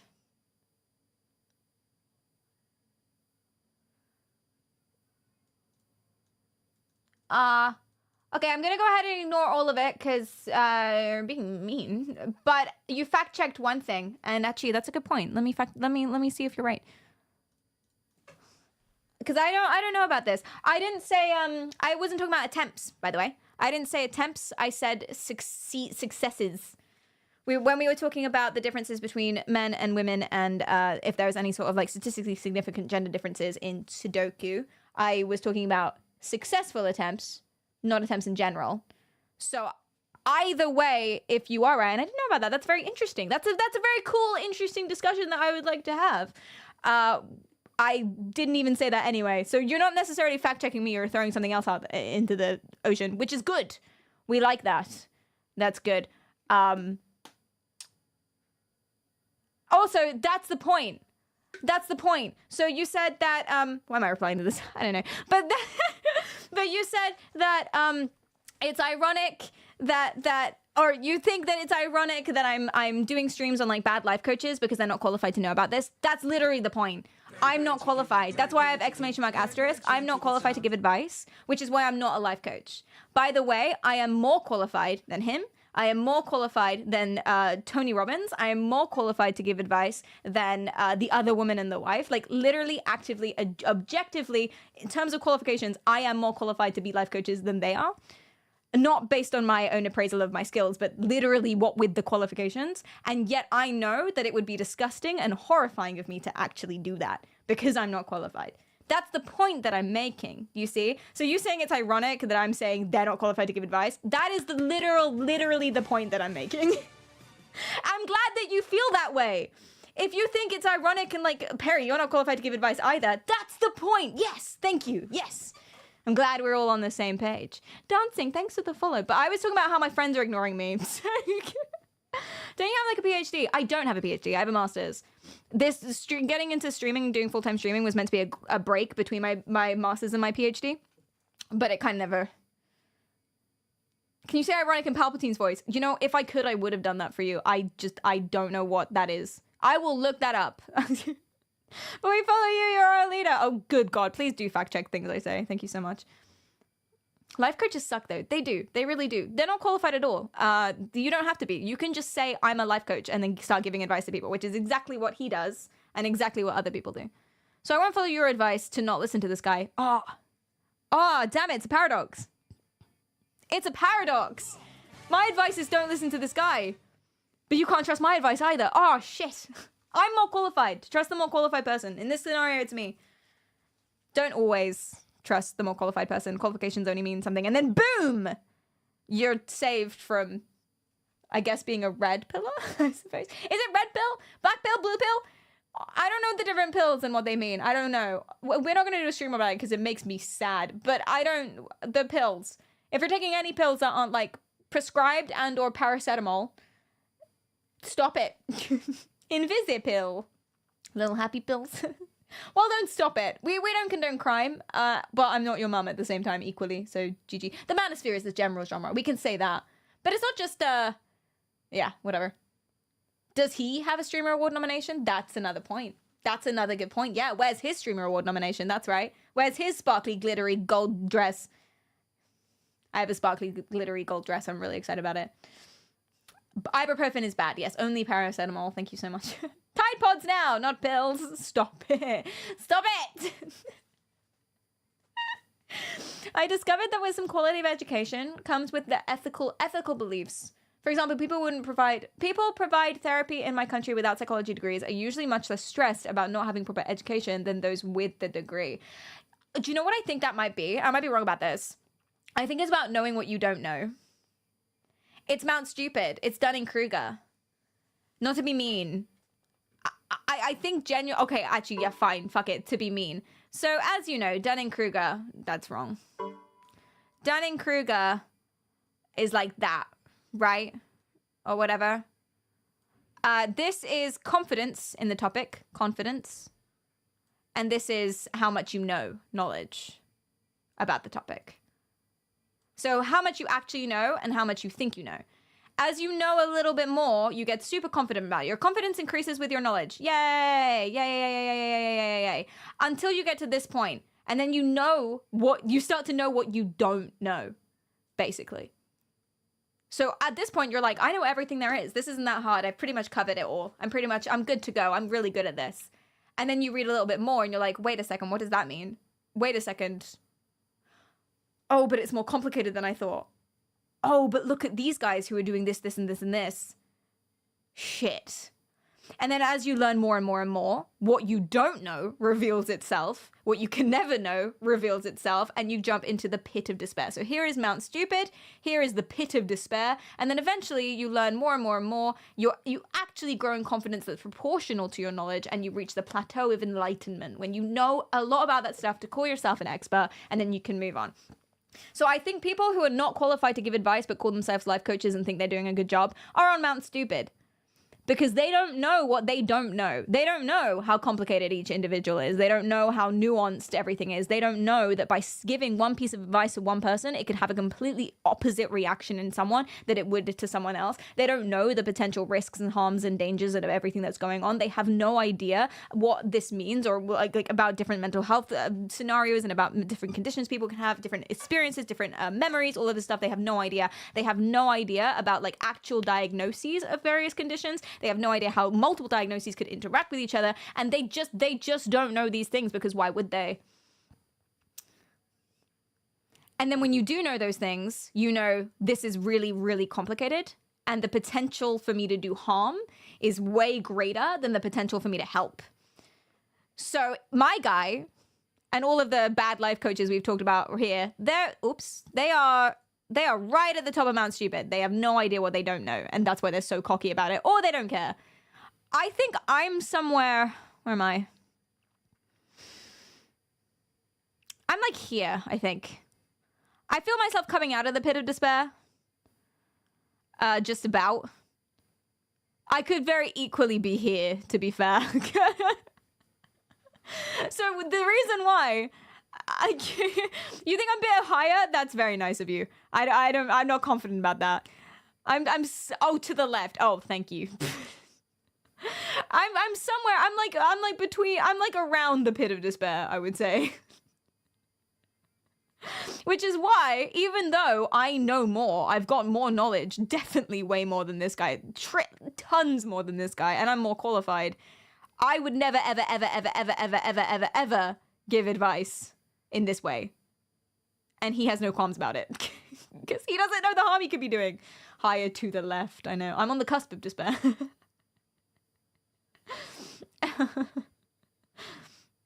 The more you know, the more you start to notice it's too much to learn. Yeah, and then the pit of despair actually is an interesting place to be because it's like, I know that I will never know everything. And that's why it's a plateau of enlightenment. You will know, you know that you will never know everything. Here you think you know everything. Never, ever, ever, ever, ever, ever, ever, ever, ever, ever. But yeah, no, it's hard to know what you don't know. Of course, naturally, in the name. Absolutely, absolutely. The Plato of enlightenment, if you will. Nice. Okay. All right. I had some more things from this dude. I also had The Psychology of Why People Cheat, because he does a lot of that. I was going to show you AMD, not AMD. I was going to show you that there's like a UCR or UCP or whatever YouTube channel where they do like cheating videos. Is she going to cheat? They're all like set up and whatever. But is she going to cheat on you, the boyfriend, if we put her in a room with a very attractive tall man? Oh shit, sorry, the CC wasn't on. My bad. That's probably why. Whoops. OCP, UCP, ICP, WeCP. Jana, thanks for the follow, and Dancing Pulver, thanks for the follow as well. I appreciate you. Beginner gains versus mastery. Yeah, oh my god, it's like, okay, let's put it into language that this guy would understand. Okay, you know when you first start going to the gym and every single day you hit your PR and you think, wow, gym's amazing, and then you get like abs for the first time and you're like, wow, I'm basically done. And then you realize, wait, I've only just really started. Dunning-Kruger. Again, Dunning-Kruger isn't like evidenced science, but it's a fun theory that makes sense in a lot of circumstances for a lot of people and can be useful. It's not like evidenced, but still. How to cope with the fact that hard work is not really a decisive factor. Oh yeah. Good input, bad outcome. Bad input, good outcome. How do you plan your life? Then no matter how hard you plan, there's still that big uncertain epsilon. That's a very big question. Planning. But yeah, you're saying no matter how hard you plan. I don't know. I'm not qualified to give this advice at all, of course, obviously. What I do, because I think about this a lot, I would say, step one, chill out. Accept what you can't change, blah, blah, blah, blah, blah, the Bible, etc. I don't know. What I do is I plan. I just plan a lot. You know? So, like, I don't plan, I'm going to do this, I'm going to do this, I'm going to do this, and then this is going to happen. I plan, where do I want to be? What do I want in 10 years? And then what are the things that need to occur to get there? And then, can I do this one? Yes. Can I do it now? Yes. How long would it take me? And then I jump there. Does that make sense? And if something's not working, I stop. And then I find someone who's doing it and it's working. For example, streaming. I'm not qualified at all to give advice on streaming either, because I'm little baby streamer, little baby. But what I do now, what I'm doing currently, but what I used to do a lot more when I was just starting out, was if I was like stagnant or if people didn't seem to really be enjoying my content and I wasn't really sure why, I would literally just go and I would watch all of these other streamers and I would make notes on everything, and I'd have like different sections in my notes. I don't know if this is answering your question at all or if I've drifted now. I think I'm on a tangent now, my bad. But I would have like different sections of notes. So like color grading, lighting, tone of voice, volume, background. What are they actually talking about? I would watch an entire 4-hour stream. What is the layout of the stream? Have they planned things or is it natural? Are they clicking on people's things? What is their chat like? What are they encouraging? What are some tricks that they're doing? What are they trying to blah, blah, blah, blah, blah. And I'd have all of these different sections in my notes. And then I try to emulate as much as possible. But yeah, it's knowing what to plan. Sisyphus is happy, am I right? Oh my god, it's so true. It's knowing what to plan. It's thinking. It's big picture thinking. Not... However hard you work, it doesn't matter if you're doing the wrong thing. And that is an incredibly stressful thought for me, at least, because especially in my job, because it's like if I do the wrong thing, then I've lost. Do you know what that means? Like, it's really important that I do the right thing at the right time. But no matter how much, you can put hours and hours and hours and hours and hours and hours of hard work into something and get absolutely nothing out of it if you're doing the wrong thing. So the thing that you plan isn't how much time you're going to spend on it. The thing that you plan is what you're going to do. And then logically, why would that result in success? So I had a friend that got really caught up on knowing like everything. She memorized a million different history textbooks and like all of this extra stuff. And she did all of this for GCSE. She did all of these extra work and all of this extra research on all of these history topics. Knew absolutely everything there was to know. And she got really mad because she kept getting like lower marks than other people in the class, than me. She kept getting lower marks. This is all one big flex again. And she got mad because like she would talk to me about a history topic and I would have absolutely no idea what she was talking about because I didn't learn about that. I don't know what you're saying to me. Now, obviously, she has a more in-depth understanding of the topic. So really, she's winning because she actually knows about it. And I don't remember a single fucking thing. But I didn't care about that at school. I didn't care about knowing the topic because I'm a cool teenager. I cared about doing well on the exam. It's a game. So what I did is I looked at previous exam papers and I went through the paragraphs and I was like, okay, in this one, they're answering the question. In this one, paragraph 1, 2, 3, they're doing this, this, this, and this. Tick, tick, tick, tick, tick. And so then what I do for each topic is I would go through and I'd make sure I'd have enough information, enough specific dates for each of those paragraphs. So that when it came to an exam, I was like, bam, bam, bam, bam, bam, bam, bam. Mark scheme, bam, bam, bam, bam, bam, bam, bam. 100%, thank you. Didn't know fuck all about history, but that's kind of what I use when I think about planning big picture rather than planning what I'm gonna do. Because she spent hours and hours and hours and hours of revising and had a really rich in-depth knowledge and got nowhere for the game. Which is a shame, actually. To be fair, that's a flaw with exams. I should not have gotten better grades than her. That is a flaw with the exam system, that you can play it like a fiddle instead of actually being about what you know. I reckon you should do you know what you should do in school? You should have a conversation with someone, or several conversations with someone. I think you should sit the person down many times, because, you know, social anxiety, blah, blah, all of that stuff too. You have to account for that. But you should sit the person down and talk to them about history and just see how much they know about it. See if they can answer your questions. See if they can talk about it at length. See how they know. See how enthusiastic, and then give them a grade based on the conversation. I think that's what you should do. I haven't really thought this through. This just popped into my head right now. I think that's what it should be. I don't think it should be. But then how can you keep that comparable? You'd have to have the same conversation with everyone. It becomes very wishy-washy. That would be good at uni, not at school. So. And then you'd have to talk to someone. Yeah, I would struggle with that. Think about the Roman Empire as much as possible. See, that would be lit. Yeah. What if you do a GCSE exam as part of a stream just to see how well you do now? Oh my god, should we? That's so funny. What subject? Biology.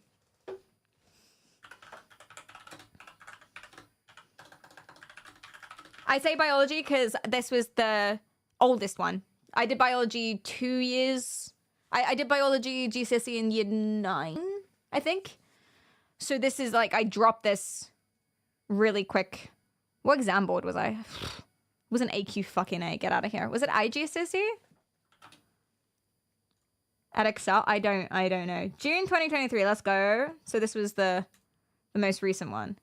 Oh god! Oh my god!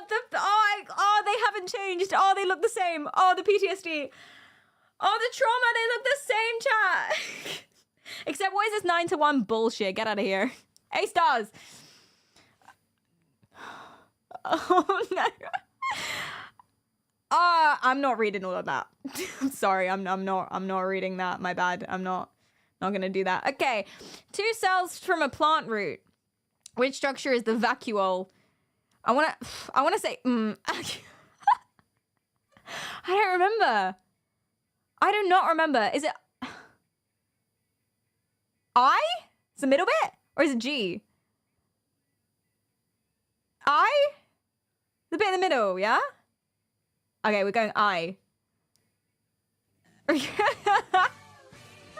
I don't remember this at all. I haven't thought about this since year 9. Okay. 2AI. We're going I. I'm making a note. Which structure is the nucleus? G. It's fucking G. It's fucking G. It's G. Must be. So not clear about this. What do you mean? What do you mean G is chlorophyll? What are you talking about? G, what? Hi, Nikki. Thanks for the follow. The actual length of the root cell from P to Q is 80. Determine the magnification of the diagram. If that's 80, then it's that's the same probably. So it's wait, am I supposed to measure this? Do I need a ruler for this question? I did need a ruler. Okay, how big is an A4 piece of paper in centimeters? I mean, that's probably an inch or 2. It's like 3 centimeters, probably. Maybe? Is that like 3 centimeters? Maybe more? So 21 centimeters is a piece of paper. The length of it is 21 centimeters. No, 30 centimeters, you're saying. This is 30 centimeters. So that is about, yeah, 3 centimeters. Yeah, it's about like a tenth. Maybe? Okay, let's say that's 3 centimeters. If that's 80 plum-plums, then that's quick maths. I don't know, man. A lot. A lot. Like, I don't know. Never do maths on stream. Never ever do maths on stream. Rear hair cells are specialized cells adapted for their function. Chat, I can't do this. Explain how rear hair cells are adapted for their functions in the plant. They got long tendrils so they can branch out. They're like phlegmy, so things can pass through them. There's lots of little things in lots of different places. High surface area. What's the fourth thing? I haven't heard the word root hair cell since year 9. That's 10 years ago. So, be nice to me. Be nice to me. Full marks! I only said 3 things. Do you think you deserve your master's degree? Absolutely not. The picture shows 2 biscuits, A and B. Let's go. The table shows some nutritional information. I'm not doing maths on stream. Never ever. I got an A star on both Maths GCSE, Maths A-level, further Maths statistics, and did 4 years of statistics at uni. I did better than you at maths. Any of you little TikTok boys who are in chat right now and you're like, girl can't do math. I did better than you. Try not doing anything for 10 years and then come back to me, okay? Little bitches. I'm just anticipating this noise in my ear. Sure, I will show you the fucking report cards, bitches. Straight A stars, FSMQ. All I had was do math stream.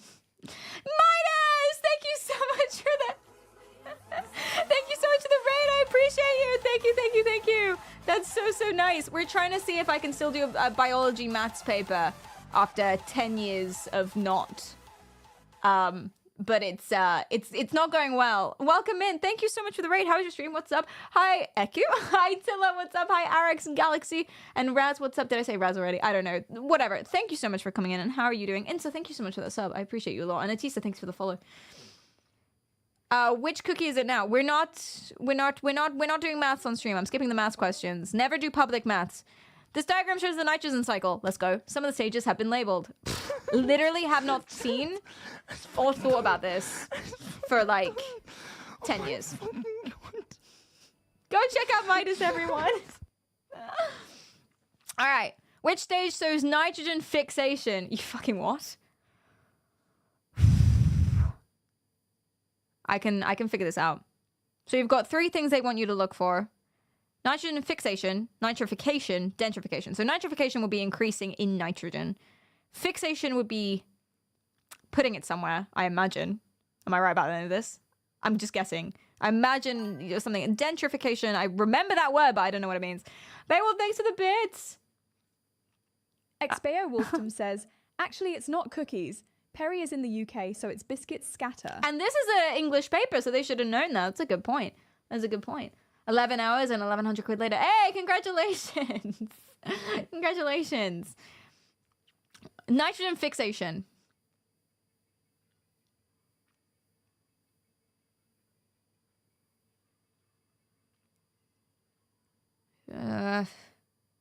P. No, I don't. I don't think it's P. Wait, Dune, you sent me something. Oh, you sent me some exam-style interactive quizzes. This might be better. Should we... What do I have a better chance of knowing? Because biology is memory, let's be honest. Copium. Physics? Do I have a better chance of knowing physics? That's more maths. Chemistry. That's a lot of maths. I want to win. I want to win, basically. Do one you're bad at. No. Fine. Let's go. The circuit above contains a battery, lamp, variable resistor, ammeter, and voltmeter. Choose the correct statement to describe how the ammeter and voltmeter are connected. They are connected in series.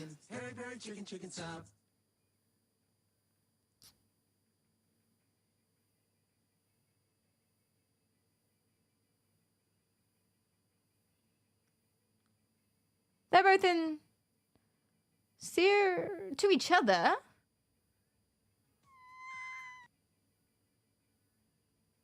Oh, not connected to each other, connected to the circuit. Oh. Oh yeah, okay, then that one. Really should have been quicker about that. How much of it? I built the fucking smile machine. I built a tens unit. I really should have known that. Okay, I'm ready. The reading on this ammeter is 240 mega amps. What is the current? So that's just a conversion. How many amps is 1 milliamp? 0.24. 0.24.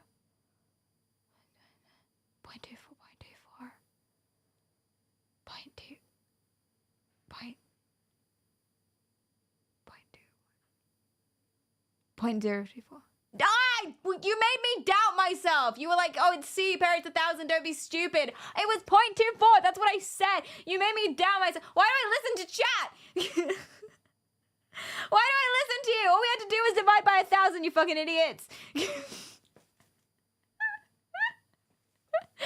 What would happen to the size of the current and the brightness of the lamp if the resistance of the variable resistor... Sorry, excuse me? What kind of bars are these? What would happen to the size of the current and the brightness of the lamp if the resistance of the variable resistor was increased? It would dim. It would dim. The current would decrease and the lamp would get dimmer. Thank you. The image shows a transverse wave. What is the amplitude of the wave? The amplitude is 0.3.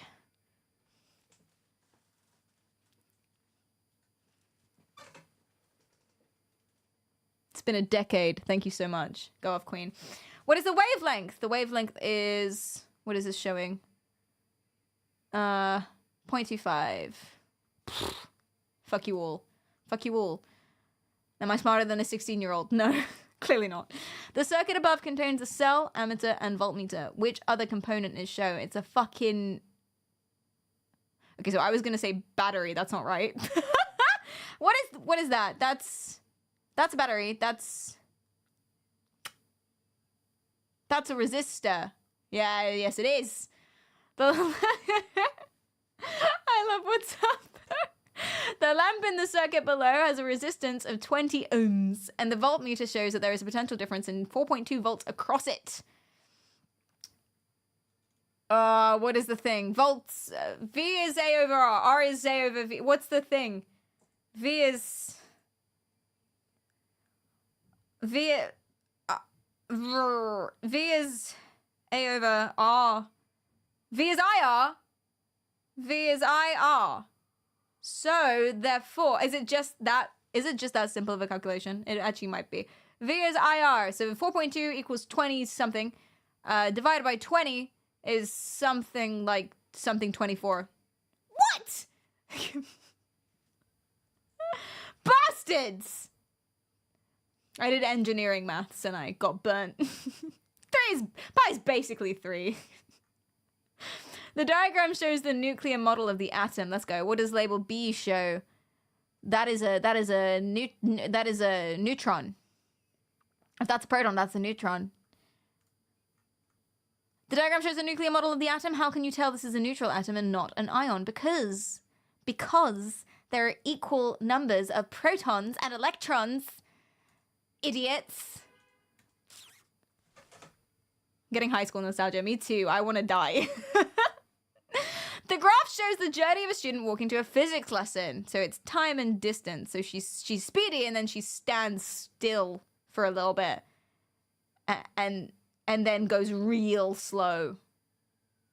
Distance travel. Wait. I've misunderstood this.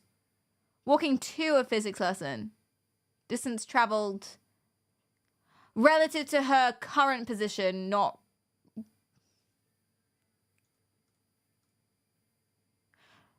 Distance traveled from what? Distance traveled relative to her current position. Not from point... Because I thought this was from point A. She's now traveled 9 meters away. And then I was like, so she went to it, stayed there, and then came back? But that's not... That wouldn't make sense. Not with time like this. Am I an idiot? Oh my god. So, listen. Does that mean at second 4, she's traveled 8 meters and she's stopped? I mean, obviously the answer is B and D. I just want to understand why. I think I'm overthinking it. She's stationary B and D, of course, because it's a flat line. But I want to know, like, I want to... The longer I take over this, the more I'm going to out myself. Bad question sentence. Thank you! Thank you. In 4 seconds, she had walked 8 meters. In 8 seconds, she had also walked... Or in 7 seconds, she had also walked 8 meters. But then in 9 seconds, that doesn't make sense. Because then in 8 seconds, she'd walked 5 meters from point A.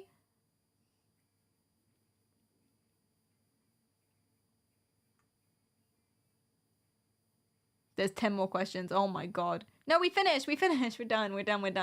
Let's do it. The spring in the... Let's not. That was a fucking nightmare. Clearly she's moonwalking. Clearly.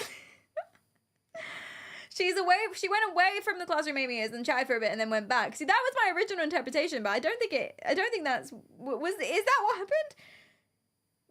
This spring and let's not. Get Newton out here. I don't know what's going on. She's a ghost. You did well using the multiple choice. How dare you? That was all. I didn't even need multiple choice. I didn't even need it. I was fine. I was fine the whole way. I did that a year early and got an A star in it. So shut up. Everyone shut up. Everyone was like, oh, Perry can't do physics. Shut up. I did it and I did it better than you. Thank you so much. I may not have done it better than... I don't know, man. I got 98%. Suck on them titties. Humble brag. Just a brag, really. What if you solve an MCQ paper using EEG? You'll just see stress. Just stress and panic. Just the sweat will come down. The EEG will have really good signal because my scalp will be moist. What from all the sweating is what will happen. Oh shit, I gotta go. Chat.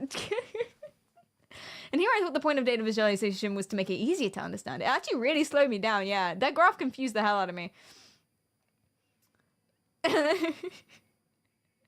We need to see the stress line. I know.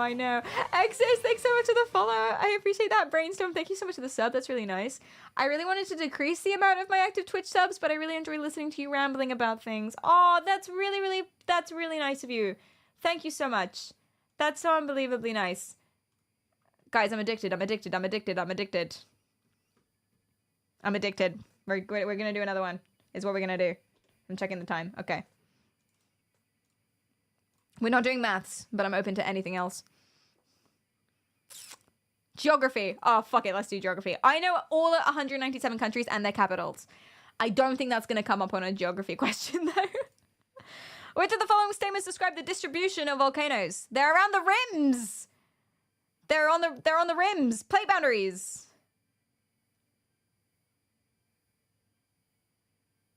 Any type of plate boundaries? Well, they haven't showed you the direction of the plates, and I can't imagine they would expect you to just know that. So therefore, it wouldn't be this one. They wouldn't expect you just to know the direction of the plates, so it would be just plates. What? They expected you to know the directions?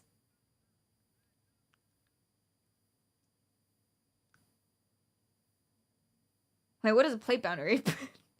Well, then I found conservative ones where plates slide past each other only when they're... But... Maybe I should have just known that about volcanoes, actually. Maybe I just should have known that about volcanoes. Maybe it wasn't to do with the map. Maybe the map was a bamboozlement. Maybe you should have just known volcanoes don't happen when... Because when they slip and slide, that's earthquakes. But when they... That's volcanoes. I get it. Which letter shows the magma chamber? That is number C. Letter C. Chamber. I am taking hard L's on this. I'm so confident, though. C! Final answer. That was obvious. Come on, guys. Paul, thanks for the bits. Polfu says, if it's any other plate than the plate under my food, I don't care about it. Goku, thanks so much for the follow. All right. This is the Richter scale of earthquakes, right? So more 10, more high, more earthquake, more shake, more number, more shake. Choose 2 of the following options. The Richter scale is logarithmic. I think it is, isn't it? Lower numbers on the Richter scale show more nope. Earthquakes that measure 1 can go unnoticed by people, maybe. Higher numbers on the Richter scale mean there have been more deaths, not necessarily. These 2. Boom! Pow. Which studies figure 3? Okay. Which shows the path of Hurricane Sandy in the Caribbean? Which of the following statements describes the path of Hurricane Sandy? Oh no. The figure shows the path of Hurricane Sandy. That's all Hurricane Sandy. I got it. She goes like this. Woo! She goes like that. Which describes the path of it. The storm was strongest over Cuba. I mean, looks like that. The storm became stronger as it made landfall in the USA. No, the opposite. The storm traveled towards the southeast. It's going north. The storm began in the Bahamas. Not true. Cuba. Easy. Easy money. Is this GCSE questions? Guys, why are kids complaining about this? This is, I'm on man stupid. This is easy, man. Cuba mentioned. Welcome in, Harvey. I'm not a licensed geographer. This is out of my wheelhouse. A photograph of the damage caused by Typhoon Haiyan in the Philippines. I thought it was a picture of my bedroom. There's no difference. That's a Brooklyn Nine-Nine joke. Thank you so much. Which of the following statements describe storm damage that can be seen in figure 4? You can't see diseases. The houses are damaged. Yes. People were... Oh. Is this just to trip up the nerds? So, like, the nerds would have learned everything about Hurricane Haiyan. And they'd be like, oh, I know that 7,000 people were killed, blah, blah, blah. And actually, that's not the question. The question is, what does the picture show? Is that what they're doing? They're trying to trip up the kids who actually care about the subject and learn things? That seems mean. And then idiots like me, who I'm just looking at the picture and going, duh, house destroyed. I get the mark. That's so lame. Study figure 5, which shows how increased pollution leads to global warming. Fake news. I'm joking. Which of the following is another human cause of global warming?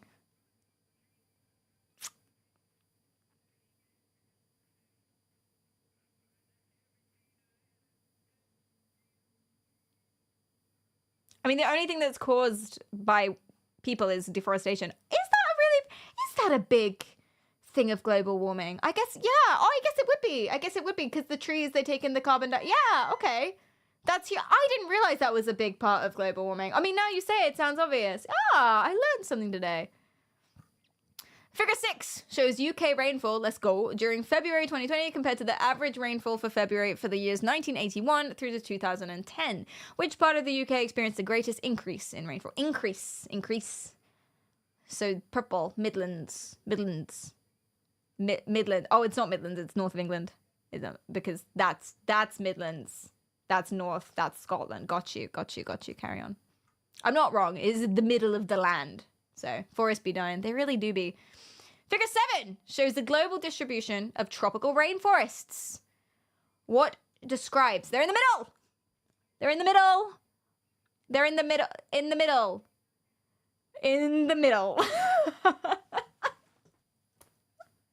I feel like I'm cheating. I feel like they're just, all of these questions are trying to just trip up kids who actually learn. I'm just here like, they're punishing the kids that have studied. That's what this is. They're in the middle. Boom, they're in the middle. Like, I shouldn't get the marks for this.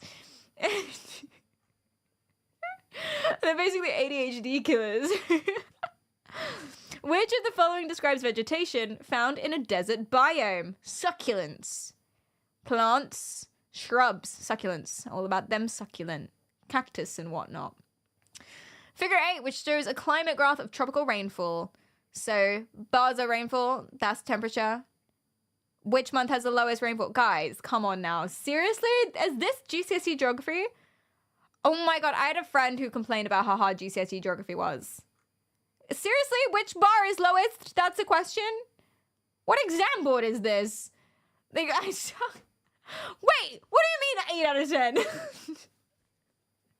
What did I get wrong? Nah, they're gaslighting me. They're gaslighting me. 10 out of 10. I don't. You go first or you got it wrong. That I don't remember that. I don't recall that actually. I don't. So I don't think you're right actually. Should we try a quickfire one? It never happened. Quickfire biology. Let's go. Which of these increases photosynthesis?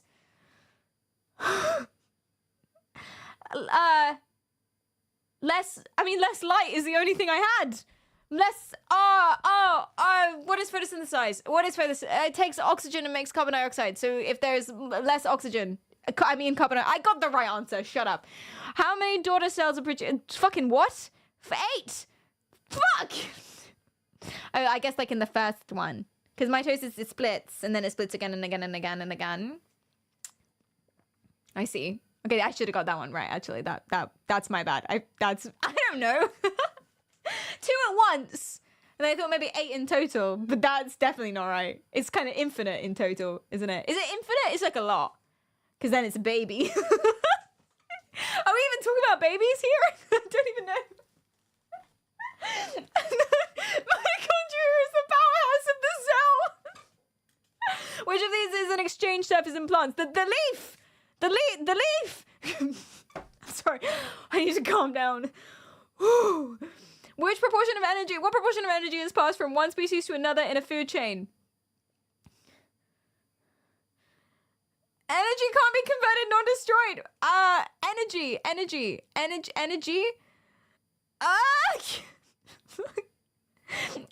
is conserved 20. Oh, fuck. Okay, that was a hard one. It's not 1. Of course not. That would be crazy. That's a hard one. How do hormones travel through the bloodstream? Fuck you all. I know that one. That's neuroscience. Well, that's a little, like, off. See? It touched loosely upon neuroscience, and I was bish bash bosh on it. See? So everyone knew the answer to this question. But still! Which hormone is inhibited by women taking oral contraceptives? Progesterone! Fuck!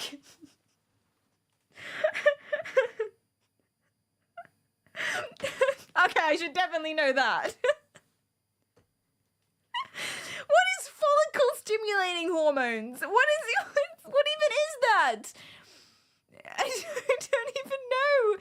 That's a boy trait.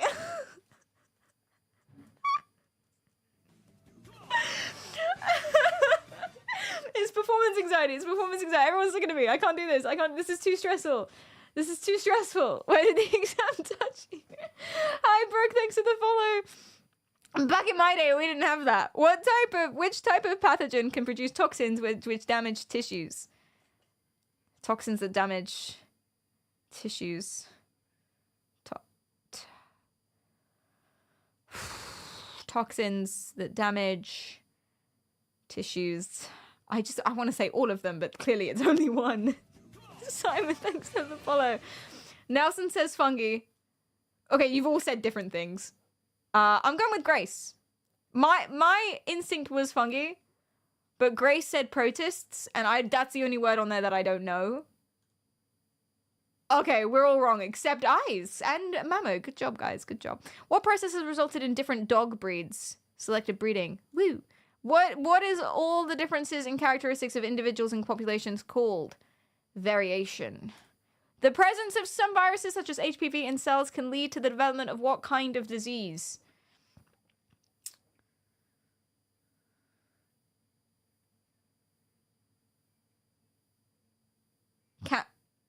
Cancer, yeah? Yeah. Okay, cool. That's bullshit.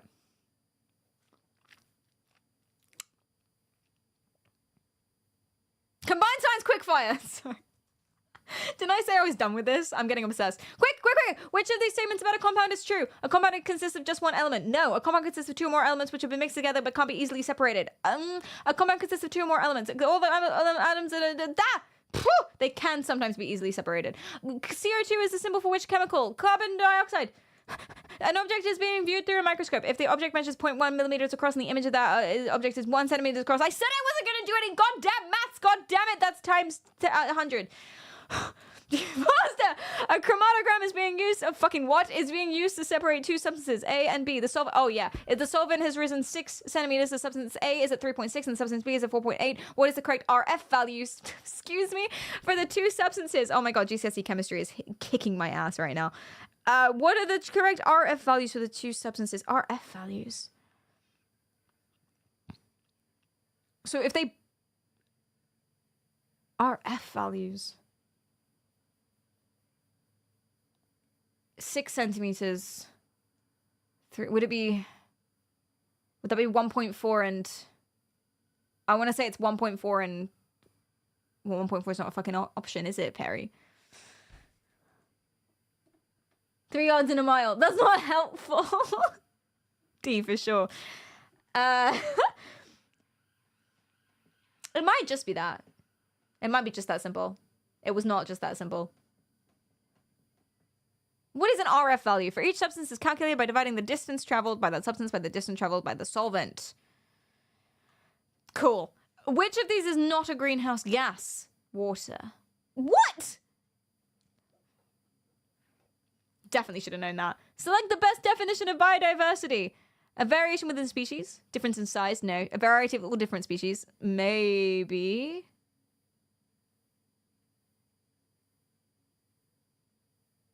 I'm going ecosystem. Let's go.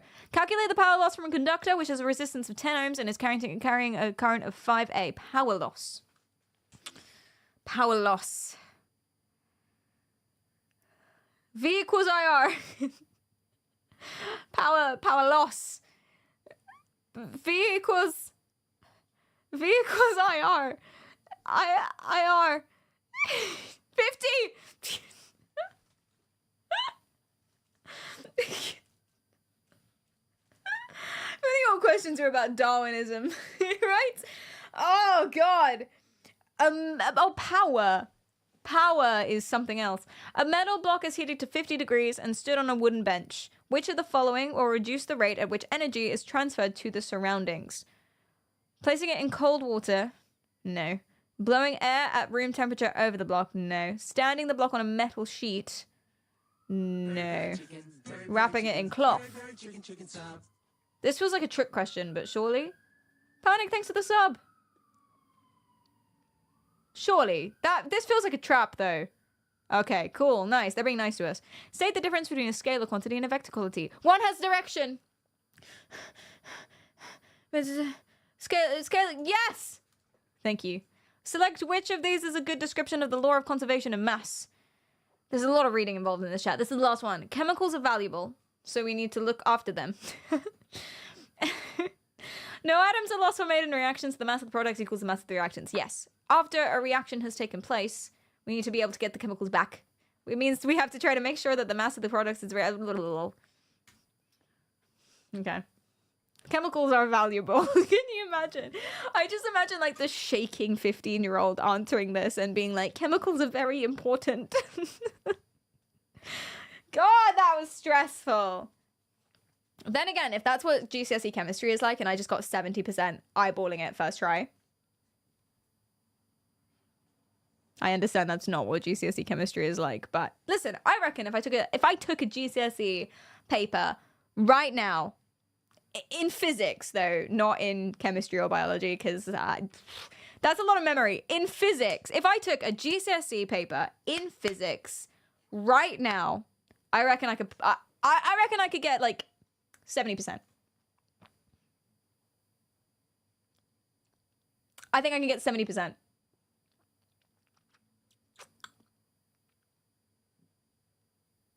No practice.